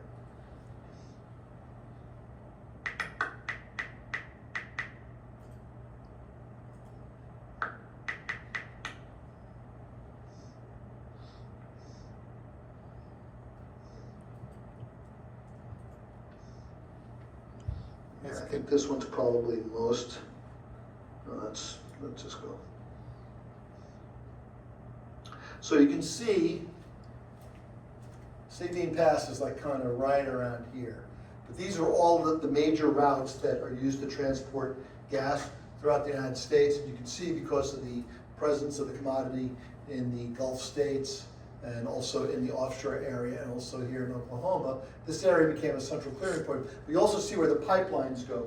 Where, who needs a lot of natural gas? Well, the Midwest in the winter gets very cold. Chicago, Michigan, Minnesota. So all of these major trunk lines are taking the excess gas out of the Gulf up into the Midwest. And then also, of course, New York, New Jersey, Pennsylvania also have a heavy need for gas, and consequently there's you can see gas goes from where the gas is to where people are, right? Where are the most people in the United States? New York, Philadelphia, Chicago, dominate the population grid. And of course, out to California, most populous state, right? Los Angeles and San Francisco, but of course they also have gas. These blue lines don't necessarily indicate how much gas is flowing. It looks like there's only one super major pipeline coming out of Oregon and Washington from, it's at the border, but it obviously is coming in from, a lot of that's coming in from Canada. And major gas finds in Colorado, Utah, and Wyoming were used to feed both the Los Angeles market on the Kern River pipeline, and I don't know what this thing is called over here. But what happened in 2008, what started to happen a lot, was that a process known as fracking, by which natural gas drillers inject fluids into the ground to break up rock that's there. And by breaking up the rock, they allow natural gas to flow from buried reservoirs up into the pipehead. And this made it possible to find a lot of gas where previously there was none. Now this pipeline data is as of 2022, so it's pretty current. So all of these pipelines over here are reflective of the Marcellus Shale that Pennsylvania, Ohio, and West Virginia have large natural gas deposits. And this is also, I believe, mostly shale gas over here. I think this is called the Haynesford Shale, if I remember correctly. And so the Henry Hub was the dominant market, and still the most major pricing point of all the U.S. But the interesting thing about how U.S. natural gas works is people trade the general level of gas. If we think we're going to have a lot of extra gas, the general level will fall. If we think we're not going to have enough gas, the general level will rise. And that price is mostly traded by the larger gas market at the Henry Hub point, because it's a market where everybody can show up and hedge. And the point is, if you own gas at Henry Hub, you can send it elsewhere if you need to. But then local markets also are interesting, because any market that's not close to gas has to pay extra, because the gas has to flow from the Gulf of Mexico down to the into Los Angeles. It costs money, right? Basically, they run compressors, which are more or less big fans that pressurize the pipeline and enable the gas to flow. So there might be if a pipeline was going to carry gas from here through New Mexico, southern Arizona, into Los Angeles, there's probably a compressor like every, 50 miles or so, maybe more frequently. The only way gas flows is by a pressure gradient. More pressure at one end, it flows to the other end. That's your only option. And so the Henry Hub natural gas market became the point that would be used to trade the general impression of gas. And what do I mean by too much gas or too little gas? So the nature of natural gas usage. I'll draw this here on a little picture for you, which I think I may have showed you. But basically, there are some large number of gas wells in the United States.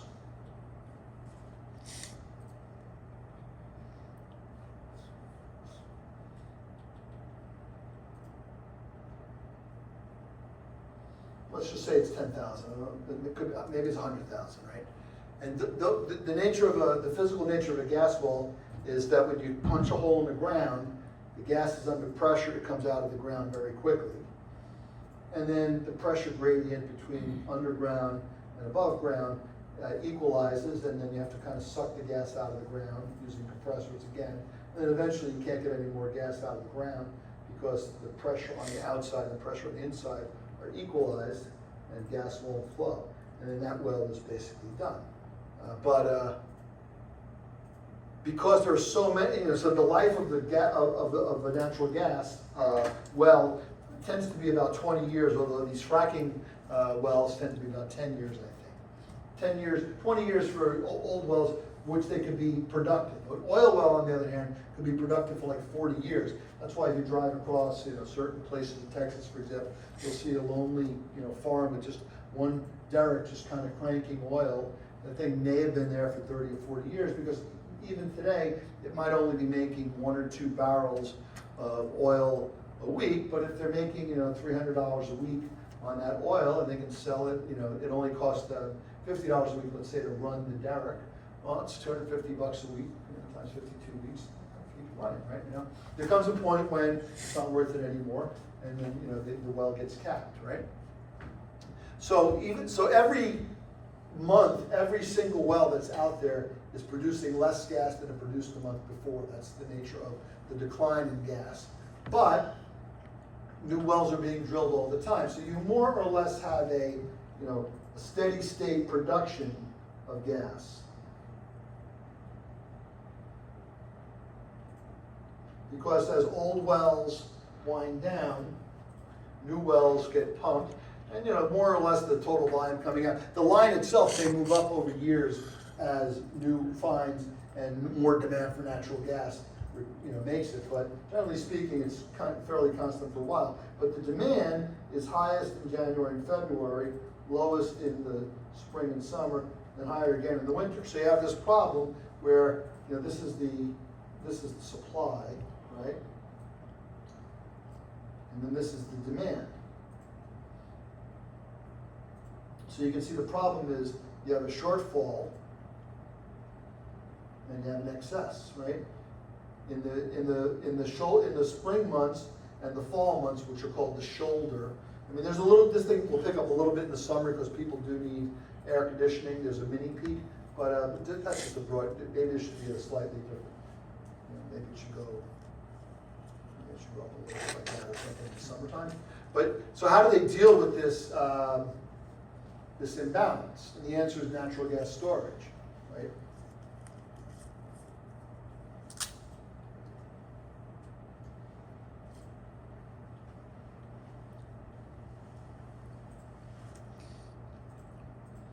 What is natural gas storage?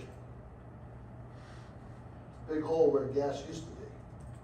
So some of the bigger gas fields have been exhausted over the past, 50 years or more, and they repurpose them to accept gas in storage. So in the summertime, when there's a lot of extra gas, more than we need, they shoot gas into the ground.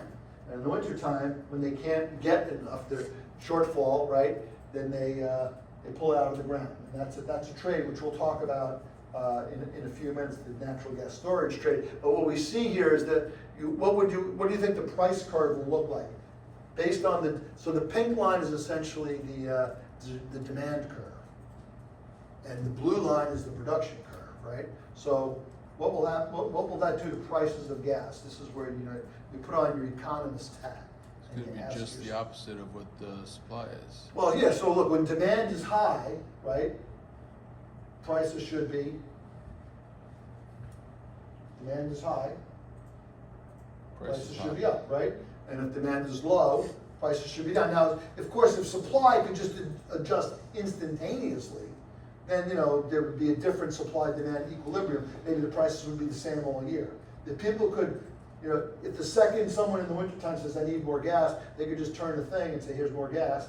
And then they say, I don't need more gas, they could just turn it off. Then supply-demand, would be balanced all year long, and maybe prices would be more constant. But the reality is, that's not the way it is. It has to be, the storage has to take place. So you can see when you look at the price curve, this is, so natural gas trades 169 contracts, I think now, or 13 times 12, maybe 156 contracts right now. And although, because it's early in the New York evening, there's nothing trading out here. But tomorrow, the first 2 years will trade pretty heavily.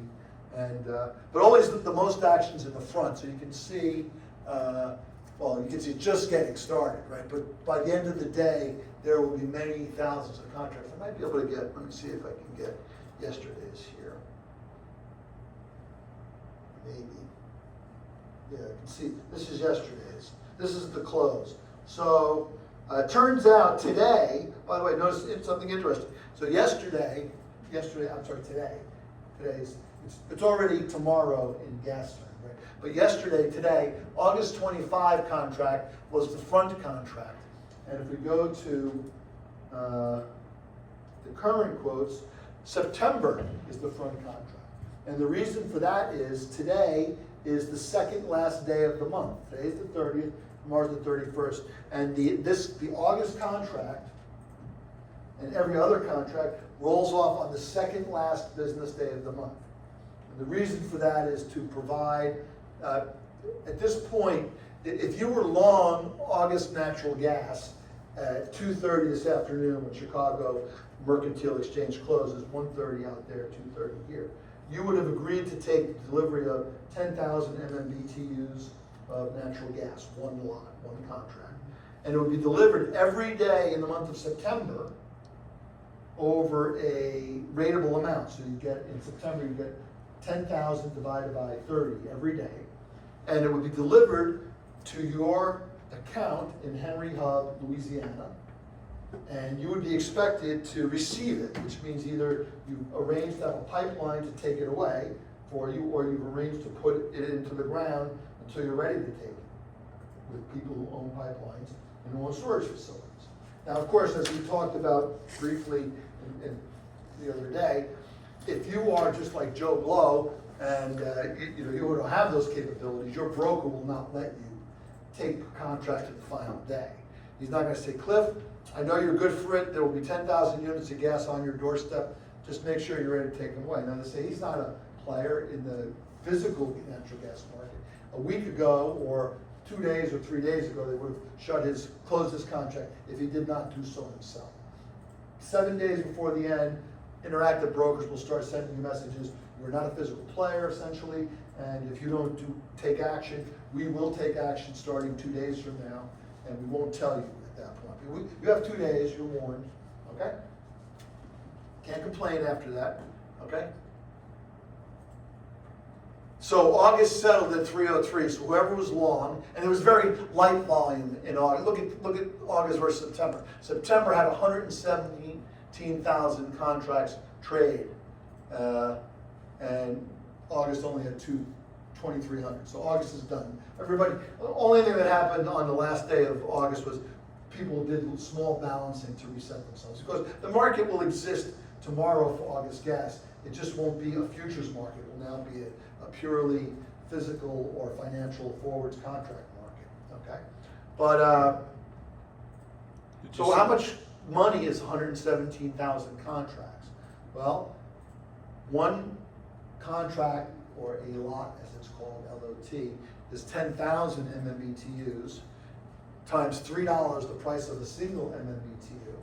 So 10,000 times 3, so $30,000 times 117,000. That's, who knows, 30 million, I guess, something like that, right, a day.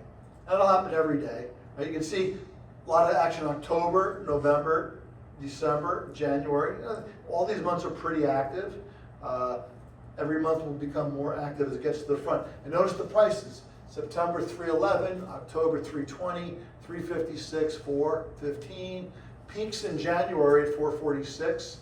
419, now this is interesting, right? 419 in February drops down to 376. In March, drops down to 355. Drops down. So you might think to yourself, hey, you know what I could do?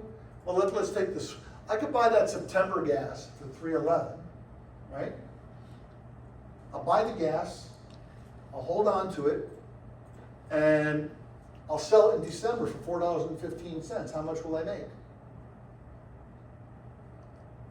Whatever the delta is there plus storage costs, you gotta take away. Yeah, you'd make $1.04 per MMBTU. That's a great deal, right? Now, one would think, why are the really smart people not just doing this? Because, and if the smart people did this, what would happen right away? The prices would move. Prices would move, right? If people started buying a lot of September and selling a lot of December, then those prices would compress. But, of course, the problem you have is if you are along the September contract at the end of August, you will have to receive gas in September. And you gotta do something with it, put it in the ground basically, and then deliver it to somebody else in December. If you have a place to hold the gas in the ground, you're okay. You could actually, you just wait, you just hold it and wait till December, and you'd be able to sell it for $4.15, yes. This might be an elementary question. It's okay. But, I guess this can be applied to all commodities, but I was thinking of it as for gas. Can you be a seller of gas without, like, having the capacity to own it? Yeah. And then what, in that case, what would happen if a buyer wants to exercise? Well, again, you cannot be there because your broker will recognize you're not a physical player, and you won't be able to fulfill the acquisition and storage of physical gas.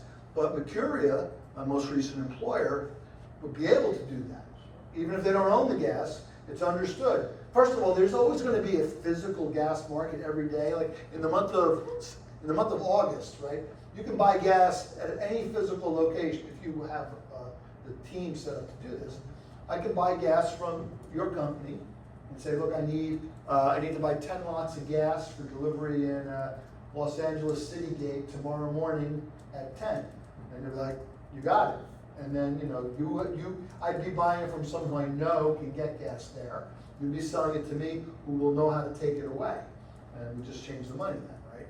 But yeah, so you can be short, but if you're not a physical player, they won't let you stay short into the expiration. So you just offload it to someone who does have that? Well, no, I mean, you close your futures contract and you don't have to worry about it. Or if you don't do it, your broker will close you. And again, we talk about this, the brokers are responsible to the exchange for ensuring that their accounts obey the rules of the exchange. If they don't, the broker would get in trouble with the exchange. There are penalties, large penalties, okay? Thank you. Yeah, so now, of course, given that it would be great if I had a hole in the ground, a gas storage facility, that I could shoot the gas into the ground for $3.11, take it out at $4.15, make $1.04. Of course, how much is that storage worth? Whatever they can get for it. Well, no, it's worth at least $1.04, one would think, right? If you could buy, if you're Mercuria or Citadel or BP, if you could buy gas for $3.11 and store it for 50 cents and then sell it for $1.15 profit, there's 65 free cents lying on the ground. You're gonna pick that money up, right? So this price, in some way, already tells you that the value of storage from September to December is $1.04, approximately. There are other reasons that will drive this besides storage, but that's going to be the main one, right? And so consequently, if you could store for 50 cents, something can be sold for $1, you would do it all day long until the market compressed it.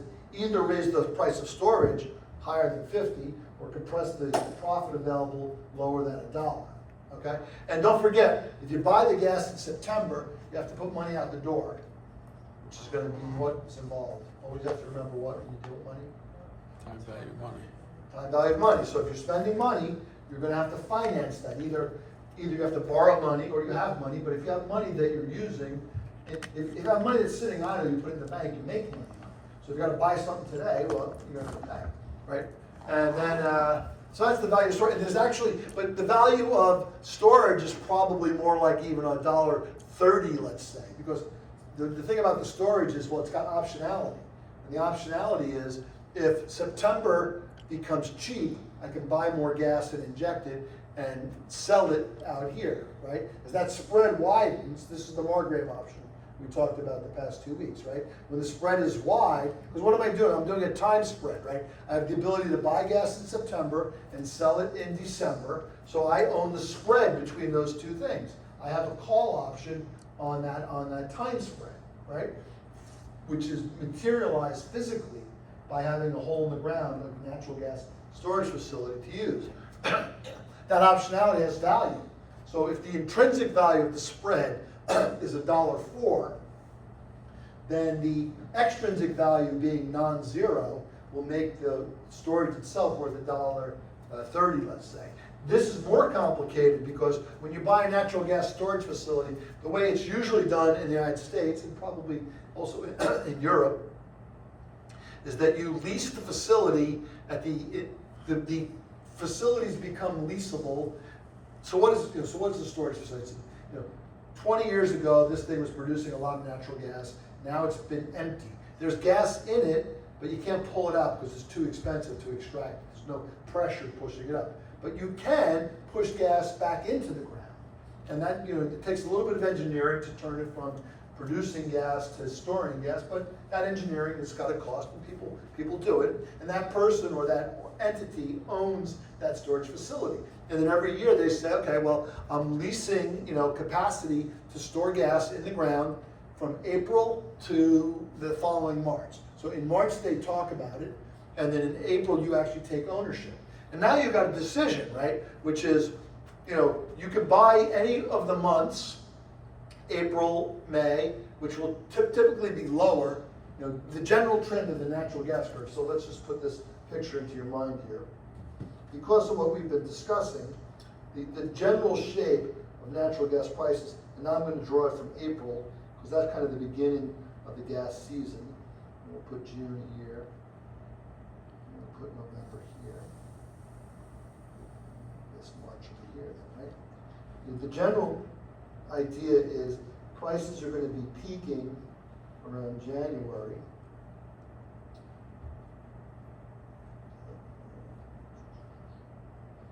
Prices are going to be peaking around January or February. But lately it's been January. It used to be February was more expensive. So, and the dead ball is low. This is pretty close to the low. So the prices will maybe dip a little bit in May. Don't climb. That's kind of the general shape of the natural gas curve. And what will happen if you go out multiple years, you'll see that same shape repeat itself every year. Maybe it's going up on average or down on average, but that'll be the general shape. So but here's the thing, right? You can buy gas. Let's just say this is, you know, 3, and let's just say this is 290, and let's just say this is 3 again, and this is 4, and this is 5. Maybe this is 550, and then this is, you know, 530. Okay, so if you bought this facility, right? So you own what the common unit of selling these things is 1 BCF, 1 billion cubic feet, which turns out to be 100 lots of gas. So 100 lots times 10,000 MMBTUs. 1 billion cubic feet is 1 million. 1 billion cubic feet is 1 million MMBTUs, right? Okay. So what would be your goal? Now today I just took ownership of the facility. Let's say it's April 1st. What would you think you want to do? What's your best trade for putting gas into the ground and taking it out of the ground? Your best trade, right, is I want to buy all my gas in May for $2.90, and I want to sell all my gas in January for $5.50, right?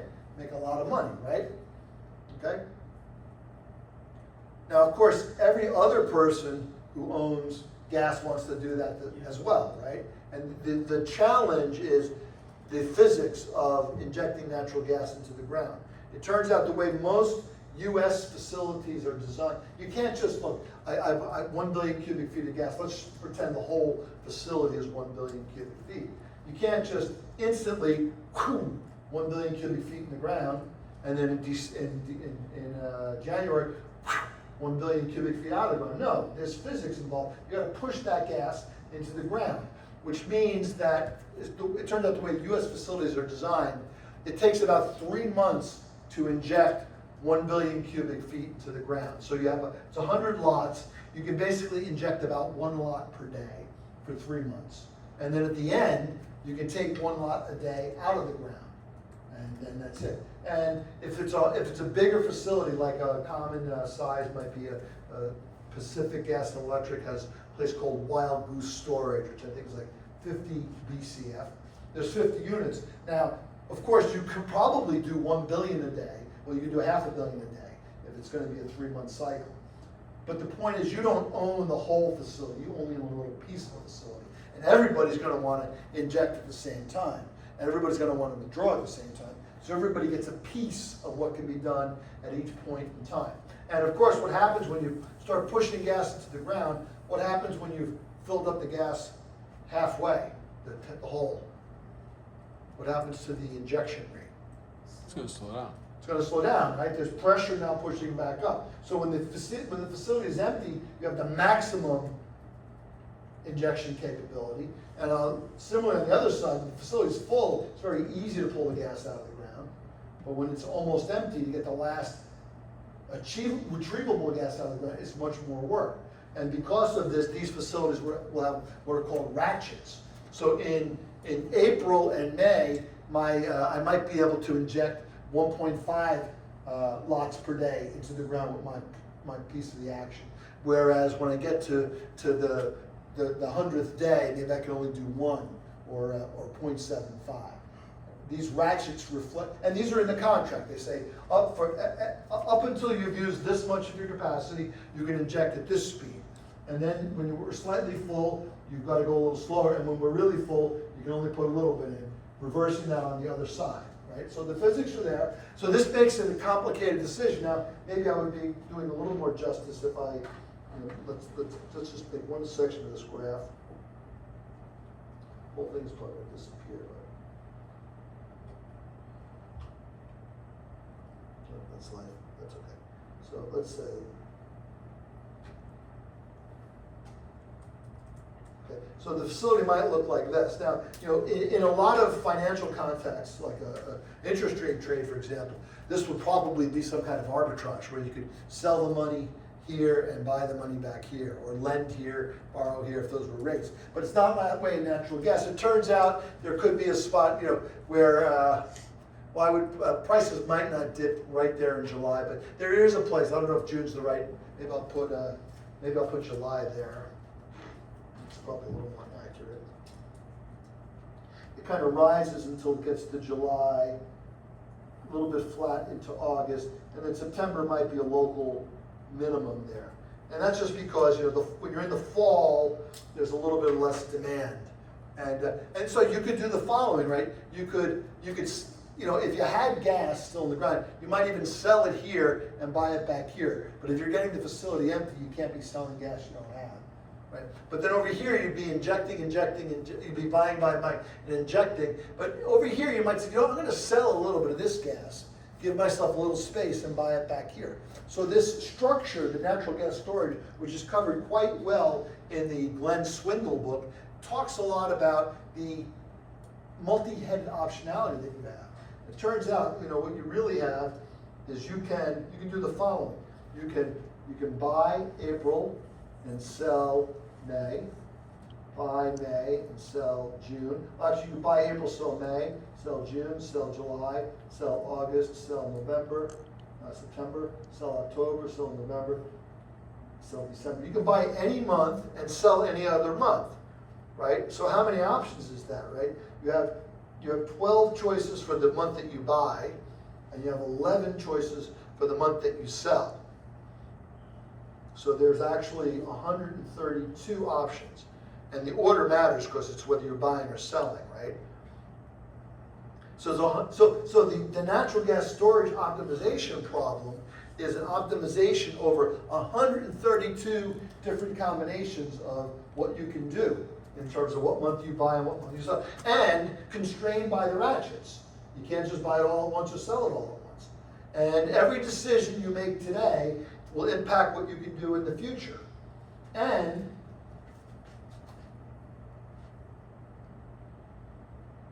there are all these prices.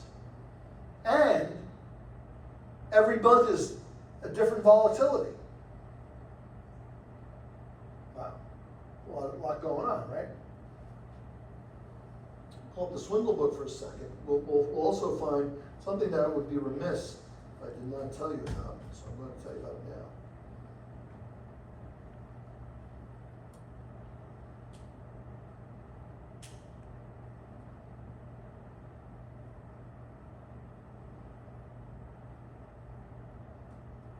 No, I don't want that. This book is, you know, it can get a little mathy at times, but it's really,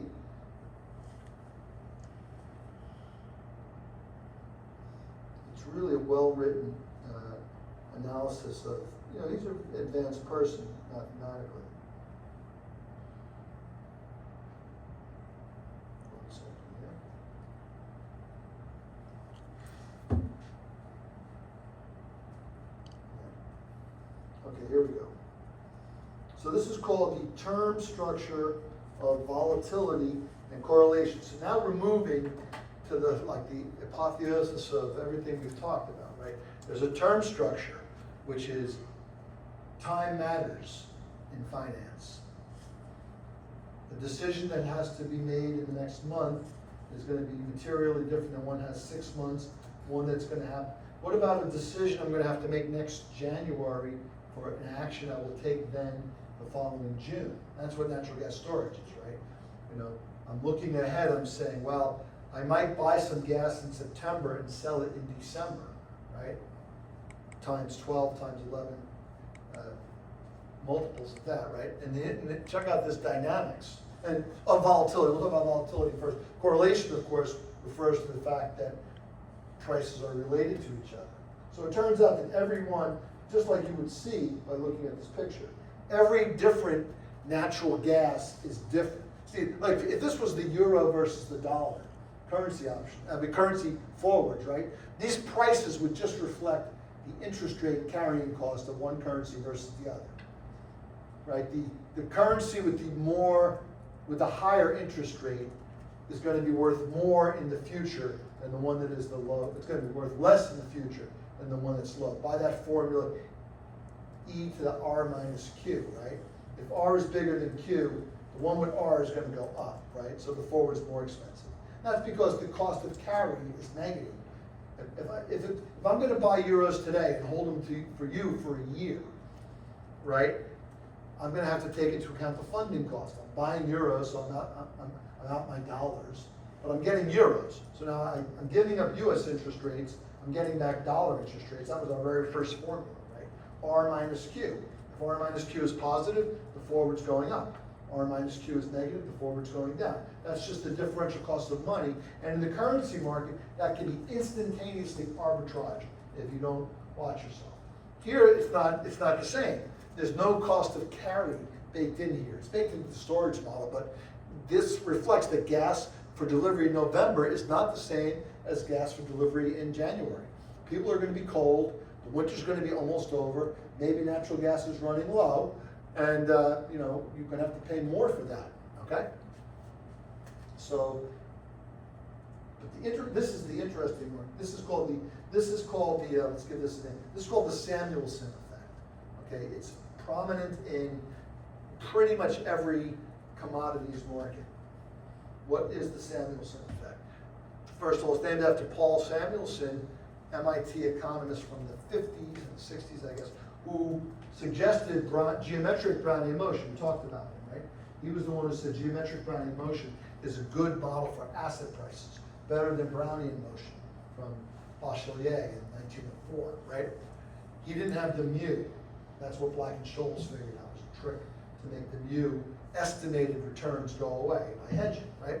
But he also did this fact. What this is saying is that when we're right now we're sitting in what month are we in? July.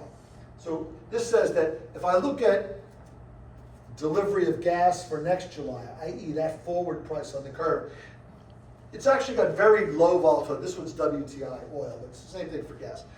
That contract's moving by 25% per annum daily, right? You know, so what's 32% divided by 16 is 2% a day, right? Our little rule of thumb for converting daily sigmas into annual sigmas and vice versa, right? Square root of 252 is almost 16, right? 2% move a day is roughly 32% per annum.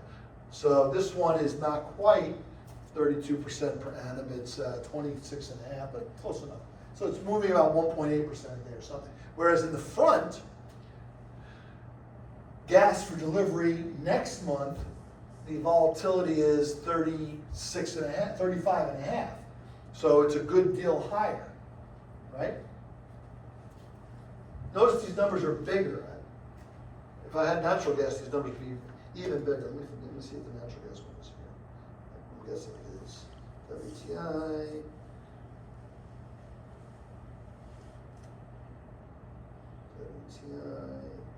Here we go, natural gas. He kind of, we'll come back to that. He doesn't do the Samuelson curve for natural gas, but we will.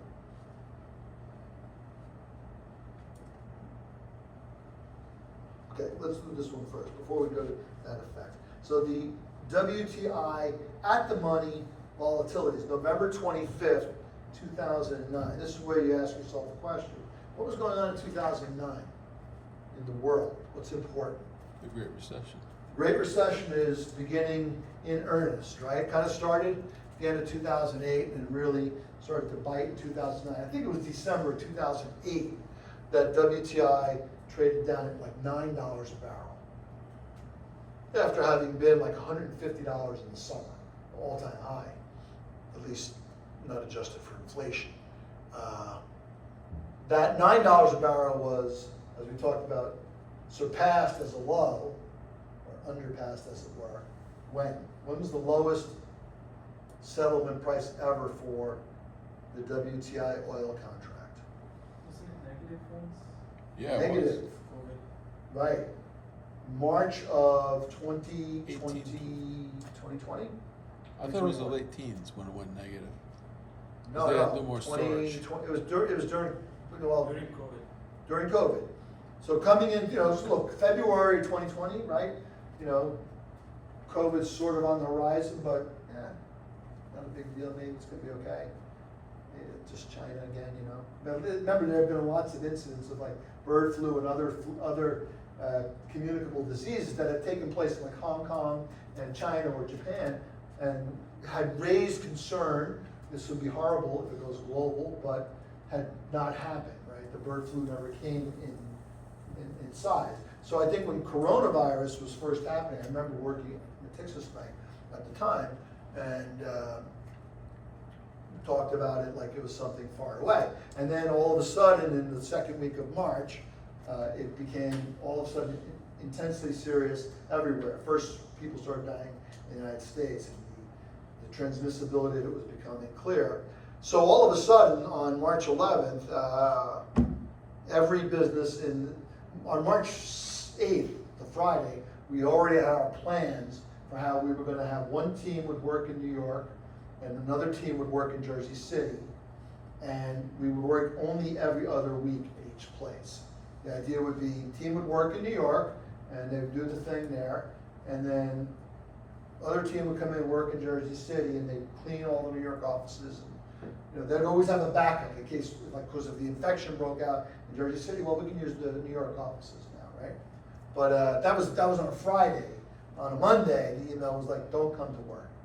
Everybody's working from home, right? So this was about 9 days before the settlement of the WTI crude contract. So all of a sudden, the demand for gasoline and crude was understood to be effectively zero, or much closer to zero than had been anticipated just 1 weekend earlier. So all these storage tanks in Cushing, Oklahoma, which were relying on oil being delivered and then shipped out to people who are going to use it in April, May, June, summer driving season, all of a sudden they're like, we don't need any more. So the delivery price of crude late in that delivery price, like the last day or two, went to like -73 one day. I think it settled at like -8 or something, or -17. That was because people who owned storage said, well, I'll take your oil, but you got to give me money. It used to be I'd pay you money, right? And that was because, why would somebody pay? Because if you're a player like BP or anybody else who has the ability to transact at Cushing, Oklahoma, if you have oil arrive in your name and you're not capable of taking it away, there are very heavy penalties on you, financial penalties. So clearly the financial penalty was somewhere near, probably if it settled at -10, the financial penalties were probably at least $10 a day per barrel. The fact that it went to -73 would have been people like me trading, I didn't do this, but trading at Interactive Brokers who thought, I got like a couple of weeks, I don't have to worry about it, right? And all of a sudden, the price starts dropping, you know, I'm long the futures contract at 100, and I'm like, all right, 90, or what it wasn't 100, it was 40, 30, 20. Now I'm in a position where I'm hoping it's gonna bounce back so I get some of my money back, or, you know, it starts dropping, well, it's, you know, a lot of people get wiped out, you don't have any more margin, but you're still holding against hold, but then eventually, and I'm talking not about me, of course, I'm talking about speculative paper traders working for Goldman or Morgan Stanley or Millennium Capital, any kind of person who has lots of money who can endure losses but doesn't really want to, right? And that's when the price dropped. Okay, so notice when we talk about implied volatilities in oil, we're seeing 40, right? What's the VIX at today?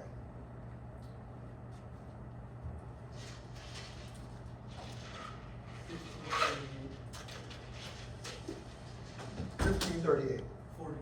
1548. And where's it been the past year to date, let's say?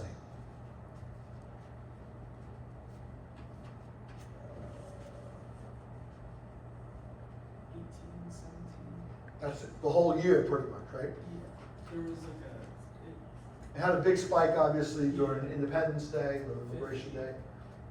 What was that? It was at like 50 in April. It spiked during the April 2nd to April 9 period. And then by April 20th, great time to buy the stock market, obviously, it crashed in April. Yeah. Back down, right? So, and that's pretty typical of equity vol. S&P is a big index, so you know it's not going to move as much as Apple or Tesla or some other crazier stock than that, right? But equity vols tend to run around 15 or 20%. Single names, maybe 25. Not even 20 is actually pretty standard volatility for a stock, not counting the high flying tech stocks that don't have earnings and stuff. So oil vols are typically around 40%, so at least twice as much. And nat gas vols are also are typically like 60, 70, 80% in the front. During the invasion of Ukraine in February of 2022, natural gas, that whole year really, natural front vols were as high as 160% per annum, which was never seen by any other asset except maybe Bitcoin during like the first couple of runs in 2017.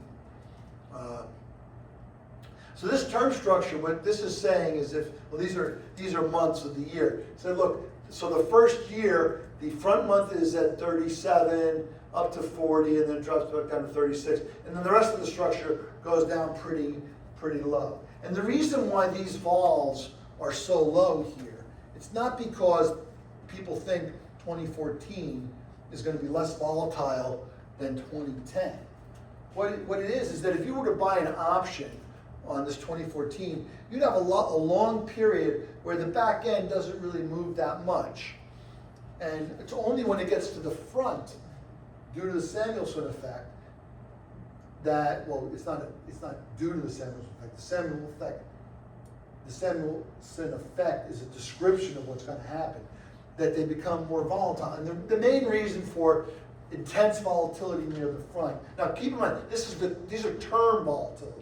If you buy an option on WTI for the middle of 2010, you're paying like 39 vol. If you buy a 3-year option, you're only paying 30 vol. And what that really reflects is that the way the contract will move, when it's back here, it moves a little bit, and when it gets close to maturity, it moves a lot. And this is reflected by the difficulty in supply and demand balance resetting itself on a short-term basis. So if something were to happen, for example, like war breaks out in Europe, in the Ukraine, right? The European governments don't have time to get all the gas they need in the ground. It's like, natural gas is going to be volatile, right? And what's the biggest driver of natural gas prices in the short term? Demand. Okay, what's the biggest driver of demand in the short term? Temperature. Temperature, right? Natural gas and power are both closely correlated with, are highly responsive to changes in temperature. So every day, you know, there's a certain time every day when the new 15-day forecast is released, which means it's just one day more than the other. And the new 5-day forecast, the new 7-day forecast. And all those new numbers say, hey, we've got a firmer opinion about what it's gonna look like for the next 2 days. So like the next 4 or 5 days. If it's gonna be really hot next week, prices are gonna go up in the natural gas market because there's gonna be high demand. Power prices are gonna go up. If all of a sudden we see cloud cover coming, it's gonna be cool, you know, prices are gonna go down. All of a sudden we see a hurricane forming in the North Atlantic, I mean the south, you know, the north of Africa coming over here. It's like, you know, that's gonna be problematic because gas production in the Gulf is gonna have to shut down and possibly we'll have less natural gas. So all of those things create this scenario where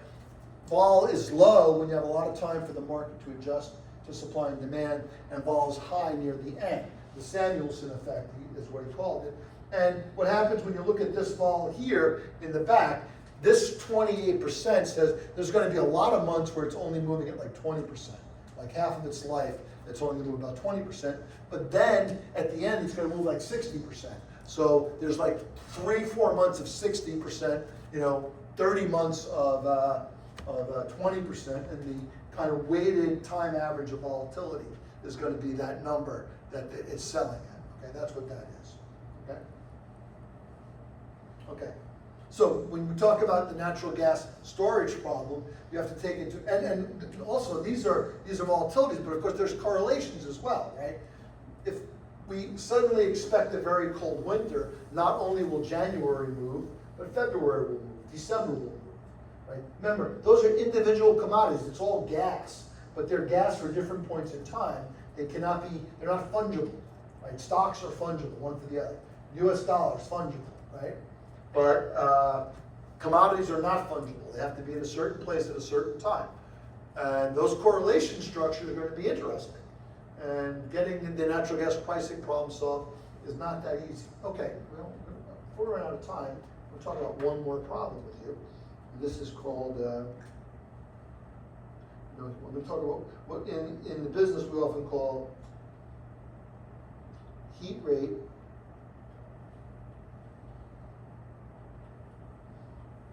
call options.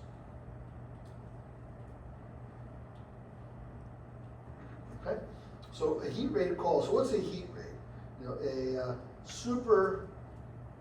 Well, whether it's super or not, a physicist or a chemist will tell you, but maximally efficient.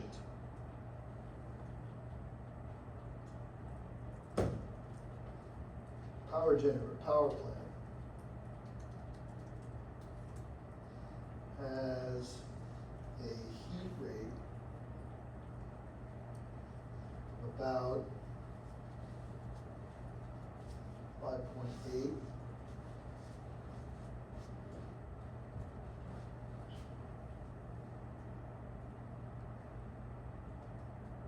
per megawatt hour. So the way a natural gas plant works, right? Cliff and I were talking about this last week, is you have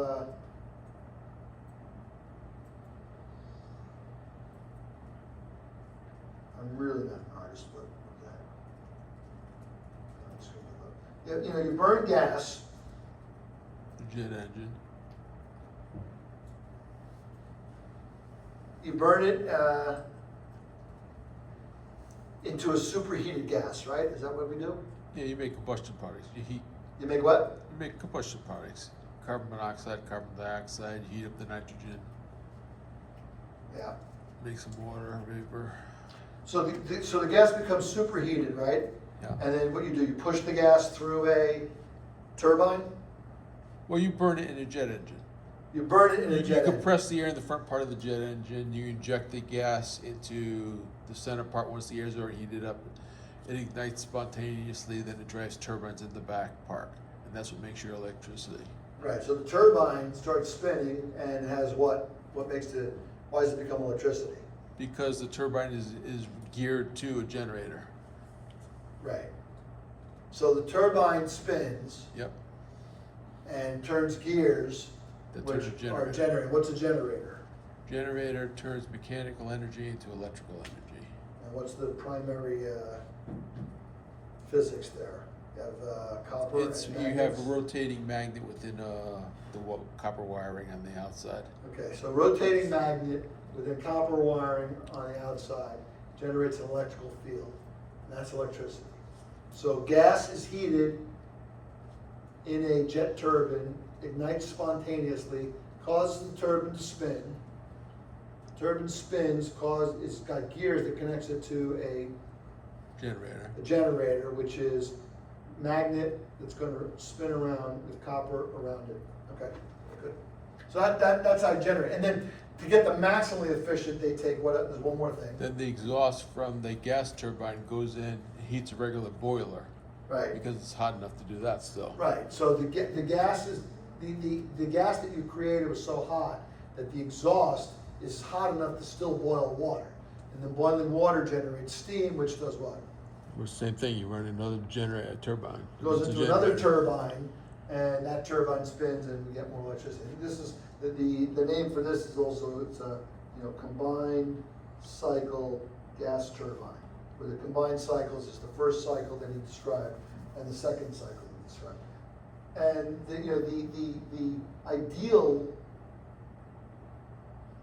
conversion rate would be, like, say, 3.41, I think, A gas engine's about 35%, diesel's around 40-45%. These cogens can be up to the low 60s. Yeah, no, what would be the theoretical limit? That's 60%. Oh, technically a fuel cell, because a fuel cell has no temperature change. So that's, Well, I guess what I mean is that, in theory, you only would need, this is about an hour, by the way. You'd only need 3, this is like 60% efficient, so. yeah, Whatever 5.8 divided by 0.60 is, divided by, yes, or times. 3 times. Yeah, 5.8 times 0.60 is equal to whatever that is. That's about 35 probably. It's 3 something. So 40% of natural gas has a certain amount of energy captured in it, right? And electrical power has a certain amount of energy. So energy or power? It's energy. Energy, right? So we're converting natural gas energy into electrical energy, right? And we're losing something. We're losing like 40%. It used to be a much higher number, like we lose 50% or more. So they become more efficient, right? So that's what a power plant is. So what you have here is your inputs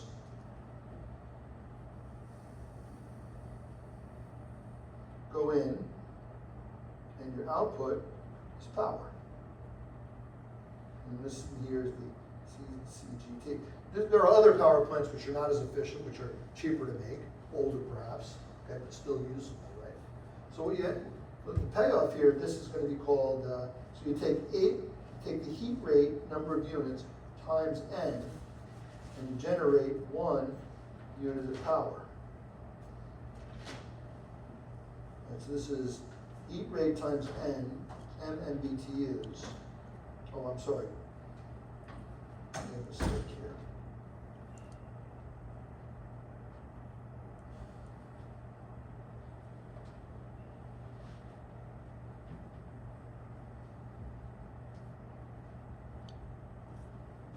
So you take the heat rate times the price of natural gas, and you get 1 times the price of power. So this, and you have a choice, right? You can choose to run your power plant on a given day or not run your power plant within certain physical constraints related to turning on the turbine and turning it off, okay? So this is a call option.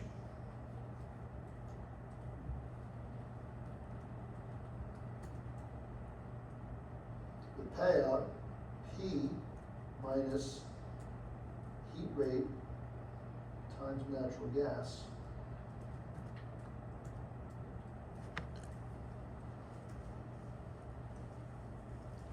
Okay. So every day around 12 o'clock in the afternoon, every morning, every person who owns a power plant tells the operator of the system, the ISO, the independent system operator, that I can generate power for, let's say, $40 a megawatt hour. Okay? And regulations say that they are required to bid, to offer their power at their marginal cost of producing power. They can't just say, I'm gonna try, it's gonna be hot tomorrow, I'm gonna really try to rip people off and charge them off, or not rip them off, let's say, I'm gonna try to make people pay for this power. They're required to bid within certain constraints. So the power right is essential to life, right? To modern life in the United States anyway. So there are rules that control what you're allowed to do with your asset. And the basic rule is that you have to deliver your power to the grid. You have to offer to deliver your power to the grid at your marginal cost, which would mean you'd only break even. But if you have a super efficient power plant and somebody else has an inefficient power plant, you'll see how you make money in a second, right? So you tell me how much you're gonna make your power for, and then what the current value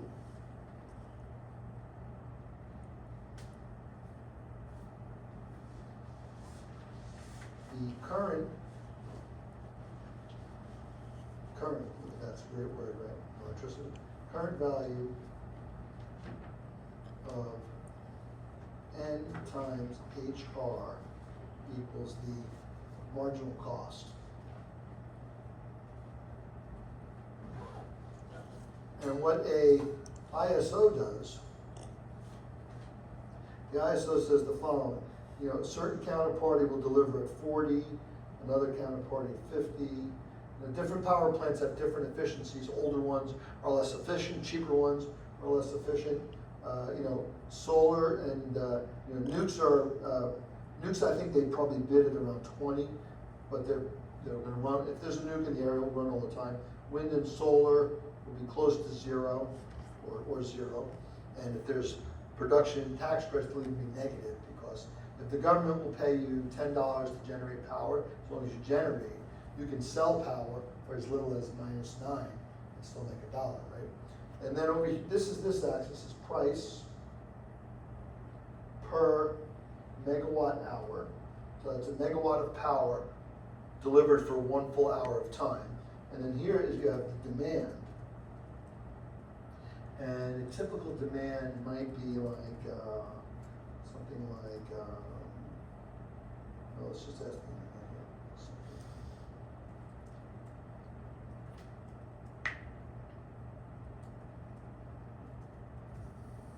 Okay.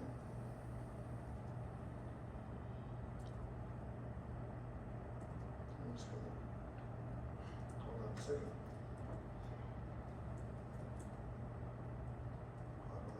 That's fine. So who is a stream?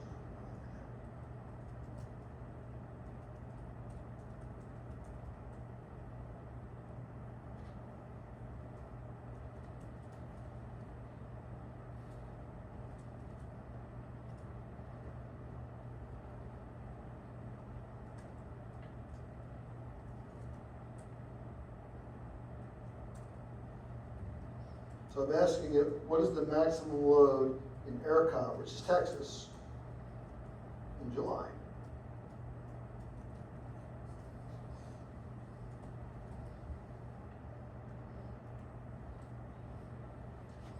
Okay, so 2023, July 31st, ERCOT peak load in megawatts was 83,000 megawatts. Okay, so that meant probably like noon or 2 o'clock in the afternoon, whenever it's the max, 83,000 megawatts. So on that day, the day before, because all of the prices are going to be cleared the day before, then they'll be rebalancing in real time as we go along. The independent system operator, I don't know if it's called that in Texas, ERCOT would have said, okay, I'm going to need 83,000 megawatts. So what they do is they say, well, there's this. Texas actually has a lot of wind and solar right now. So maybe they can get to 40 on wind and solar. That might be a little high. And then the nukes come in. I don't know if they have nukes in Texas right now, probably a few, maybe not. Okay. And then they need to use like the efficient gas utilization. Different gas people offer different rates. And let me just move this.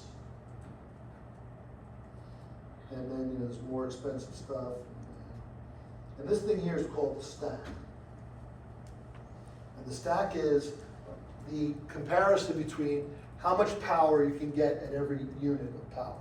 And the way the market is structured is we will always use the least expensive power we can. And we just keep on, so every unit has made his bid, said, I'm available at this price, I'm available at this price, I'm available at this price. And what will happen at some point, the ISO will say, okay, the clearing price for tomorrow at 12 o'clock, and there'll be one of these for every hour, or in Texas, it might be every 15 minutes. In Australia, it's like every 5 minutes, right? So when a generator submits to the ISO, they say, these are my prices for whatever hourly or quarter hourly unit that's on bid. And here's how much I can produce, and there's two things, how much I can make and what price I can make it at. So I might have an expensive plant and a cheap plant. I bid my cheap plant at the cheap plant price, I bid my expensive price, a plant at the expensive price. And then Texas will say, okay, the clearing price for power for today, for that hour, is gonna be $72, okay? Actually, when we get to the peak of peak days, it can go to 9,000 is the most recent cap in Texas. I think they moved it down to 5,000. Different markets have slightly different structures, but this basic idea of the stack is in place. And what happens is when power clears for $72 in the day ahead market, like at 12 o'clock, all the bids are in, maybe 2 o'clock or 3 o'clock in the afternoon, the Texas grid operator will figure out where all of the power is going to come from and where it's going to go, and then they would announce what the winning bids are. And what happens is if the winning bid at a certain location is $72, everybody who's providing power gets $72. So if you're solar, you've made $72 of profit on that hour. If you're a nuke, you made 52. If you're one of these gas plants, you made 32. And even the last person off the stack, they charge 72, so that unit gets no profit. There are other things that get involved too. This is just the raw price for the power. And there are other things associated with regulatory, like for example, certain assets are kept in what's called spinning reserve. The nature of power generation is that, as we talked about, when the light goes off, the power plant has to stop generating, and when the lights come back on, it's got to be ready to generate again, right? And it has to be able to respond instantaneously, which means the grid operator is in a continuous state of shutting down assets that it doesn't need anymore and calling new assets that it needs. And the ones that you want to call instantaneously, they have to be on standby. They're called spinning reserves, which means that they are ready to go. They could deliver power to the grid if they wanted to. They just have to get the signal, hey, send me some power, and then they'll open a connection to the grid. And so you have to pay them money to do that, right? That's called the spinning reserve. And so there's a bunch of things going on. But at the heart of the power plant problem, at least from the real asset for which this call option impacts is going to be the natural gas power plant. That's why I'm using NG right there. And what we have here then, right? So for the heat rate call option, what we have is, we have power, different hours of the day, and then we have gas.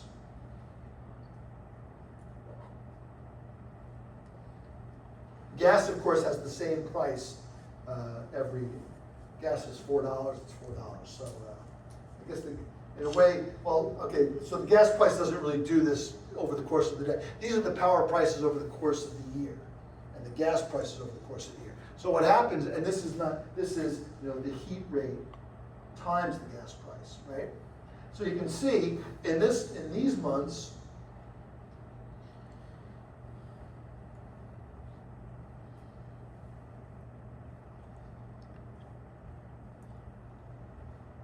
we're in the black, which means that it's profitable to buy gas, heat rate number of units, and sell it here. So, for example, if you have a pretty efficient power plant, you're going to be pretty sure you're going to run in the summer. You know, you're cheap, you're going to run, right? But if you're like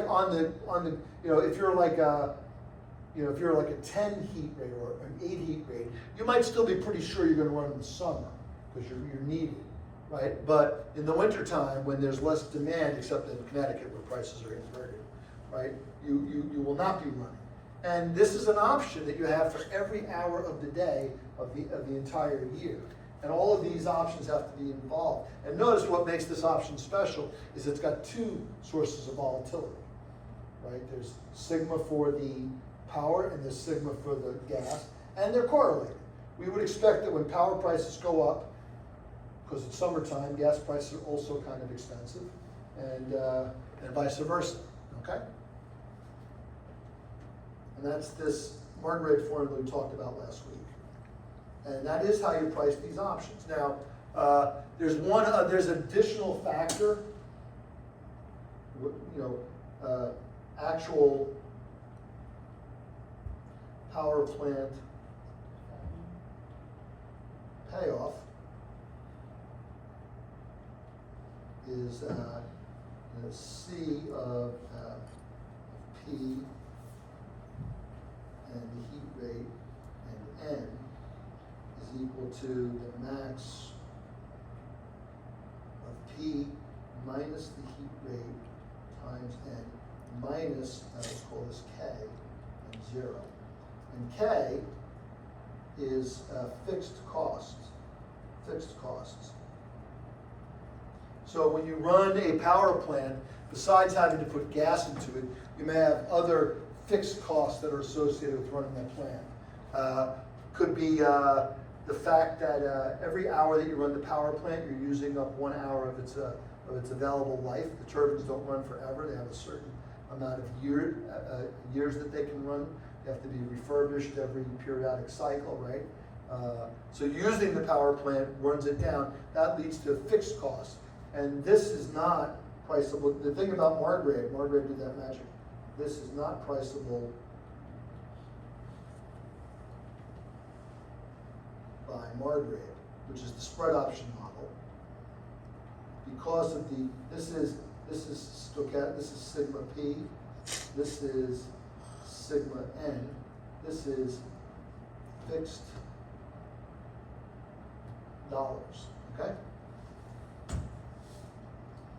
So there's no stochasticity there, but it also makes that little trick that was done to convert the two options into a single option, Black-Scholes model that Margrave did in '87, right? Not work. The approximations exist. Approximate solutions exist.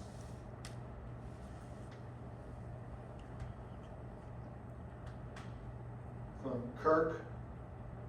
So if you hear about a Kirk option, and then another version of it is called BJST for two Swedish, Norwegian or Swedish, I forget now. Pardon me, if you're of that ancestry. Who came up with other formulas for pricing, for approximating. Okay. And one last thing, and then we'll break for the semester. Vega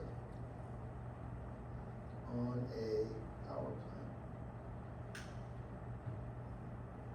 So we have this sensitivity of the call option sigma. Keep in mind we have this formula. Sigma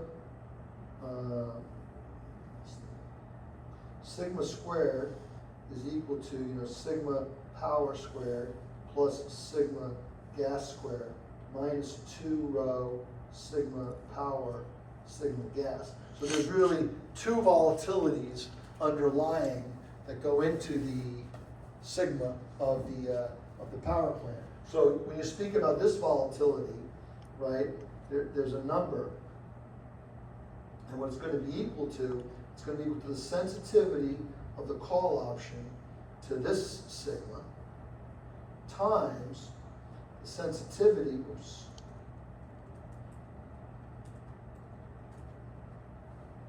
times the sensitivity of this blended volatility, the spread volatility, to the input sigma 1.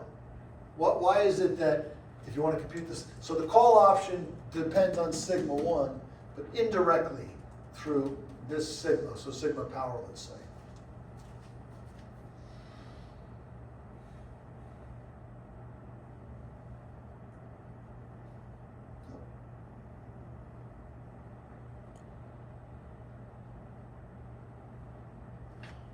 So this is sigma, let's call this sigma of the heat rate.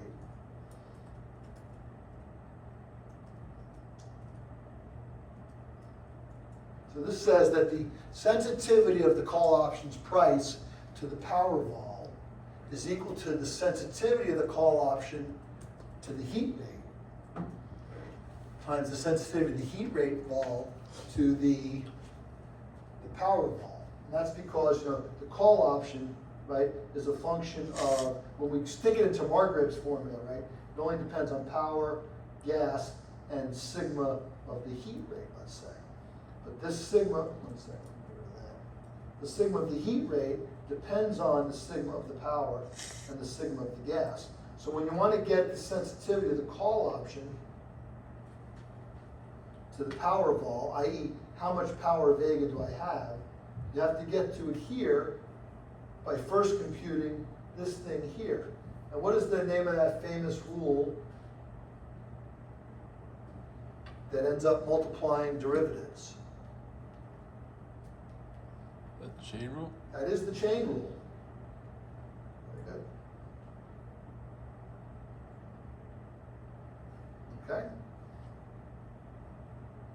Because the call option doesn't depend directly on the power option in Margrave, right? It depends on, if you bump the power options vol, the power vol, it's going to go back into this formula and change this guy. And this is the guy that's going to go here. So the call option depends on this, which depends on that. That's the chain rule, okay? And let's take a look. What is the sensitivity? What's the sensitivity with respect to power vol of sigma squared HR, right? It's equal to 2 times the sensitivity of the power minus 2 rho times the sigma gas. That's this thing here.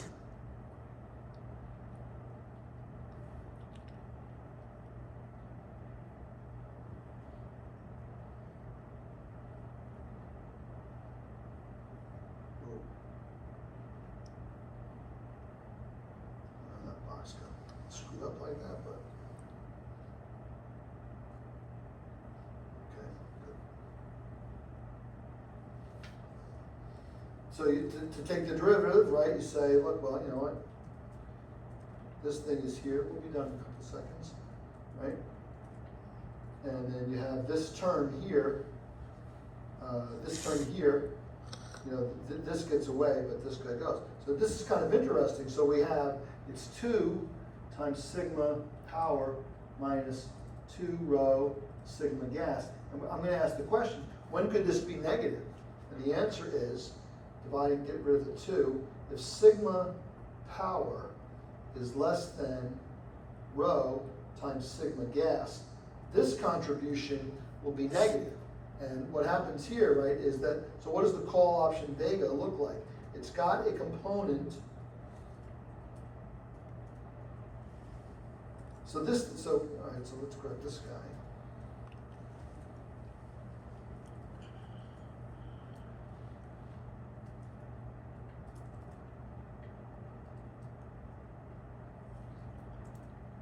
Okay, so this thing is your normal, oops.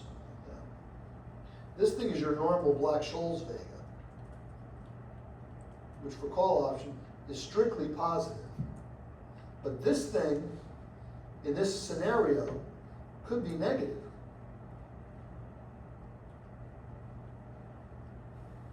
Which means it's possible that you could own a power plant, thereby owning the embedded volatilities, and you'd have a call option on the power plant, and yet still want Powervol to go lower. Interesting. So finally, the reality, this idea that you can take a physical asset like a power plant and value it like a strip of call options, that's sometimes called real options modeling, where you're taking a real asset and treating it like a financially modeled asset. And what power plant companies will do sometimes is they'll say, you know what, I don't want to own the optionality. I don't want to manage the price volatility between power and gas and the correlation exposure. Instead, I want to run a power plant. I'm an engineer, I'm an electrical engineer. I want to make power.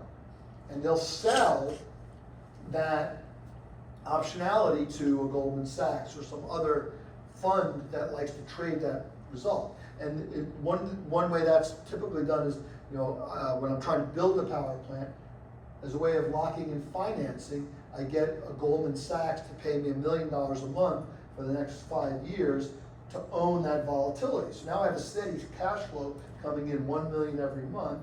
My financing costs are reduced, and I don't have to deal with the volatility. Okay, that's that story. All right, now let me just put one thing up on the screen here.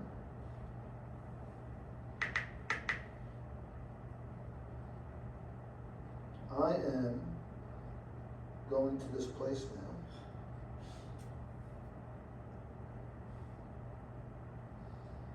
And I'm going to meet Professor McDonald, who is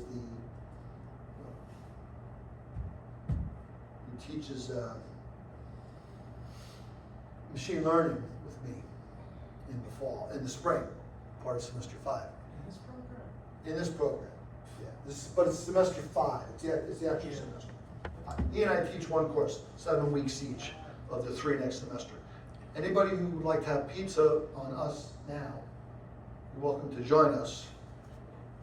My treat at 66 Summer Street, Stamford, Connecticut. I'm going to pack up, I'm at the lavatory, I'm going to get my car, which means 9:20 or so, I'll be there. He'll probably be there ahead of us, and you're welcome to come. Have some pizza, soda, soft drink. If you don't like pizza, you can have something else if you want. Salad. Okay? So, who's coming? Anybody? 1, 2, that's it? 2? Cliff, you guys can't make it? Nobody? It's a 3-hour commute home. I understand. Yeah. Where do you live? West Hartford. That's not 3 hours in this hour. It's only 2 hours. He's not driving. he's No, on I the train. take the train. Ah, you're taking the train. Okay. All right. All right. All right. Well, you're welcome. If you want pizza, it's on Summer Street. Is that Summer Street? Yeah, 66 Summer Street. Sally's is the name. Okay? I'll expect you to come if you can. If not, I'll have to see you next year.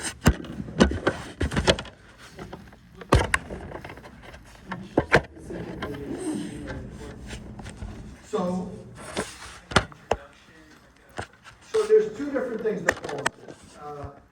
Professor McDonald teaches the first half,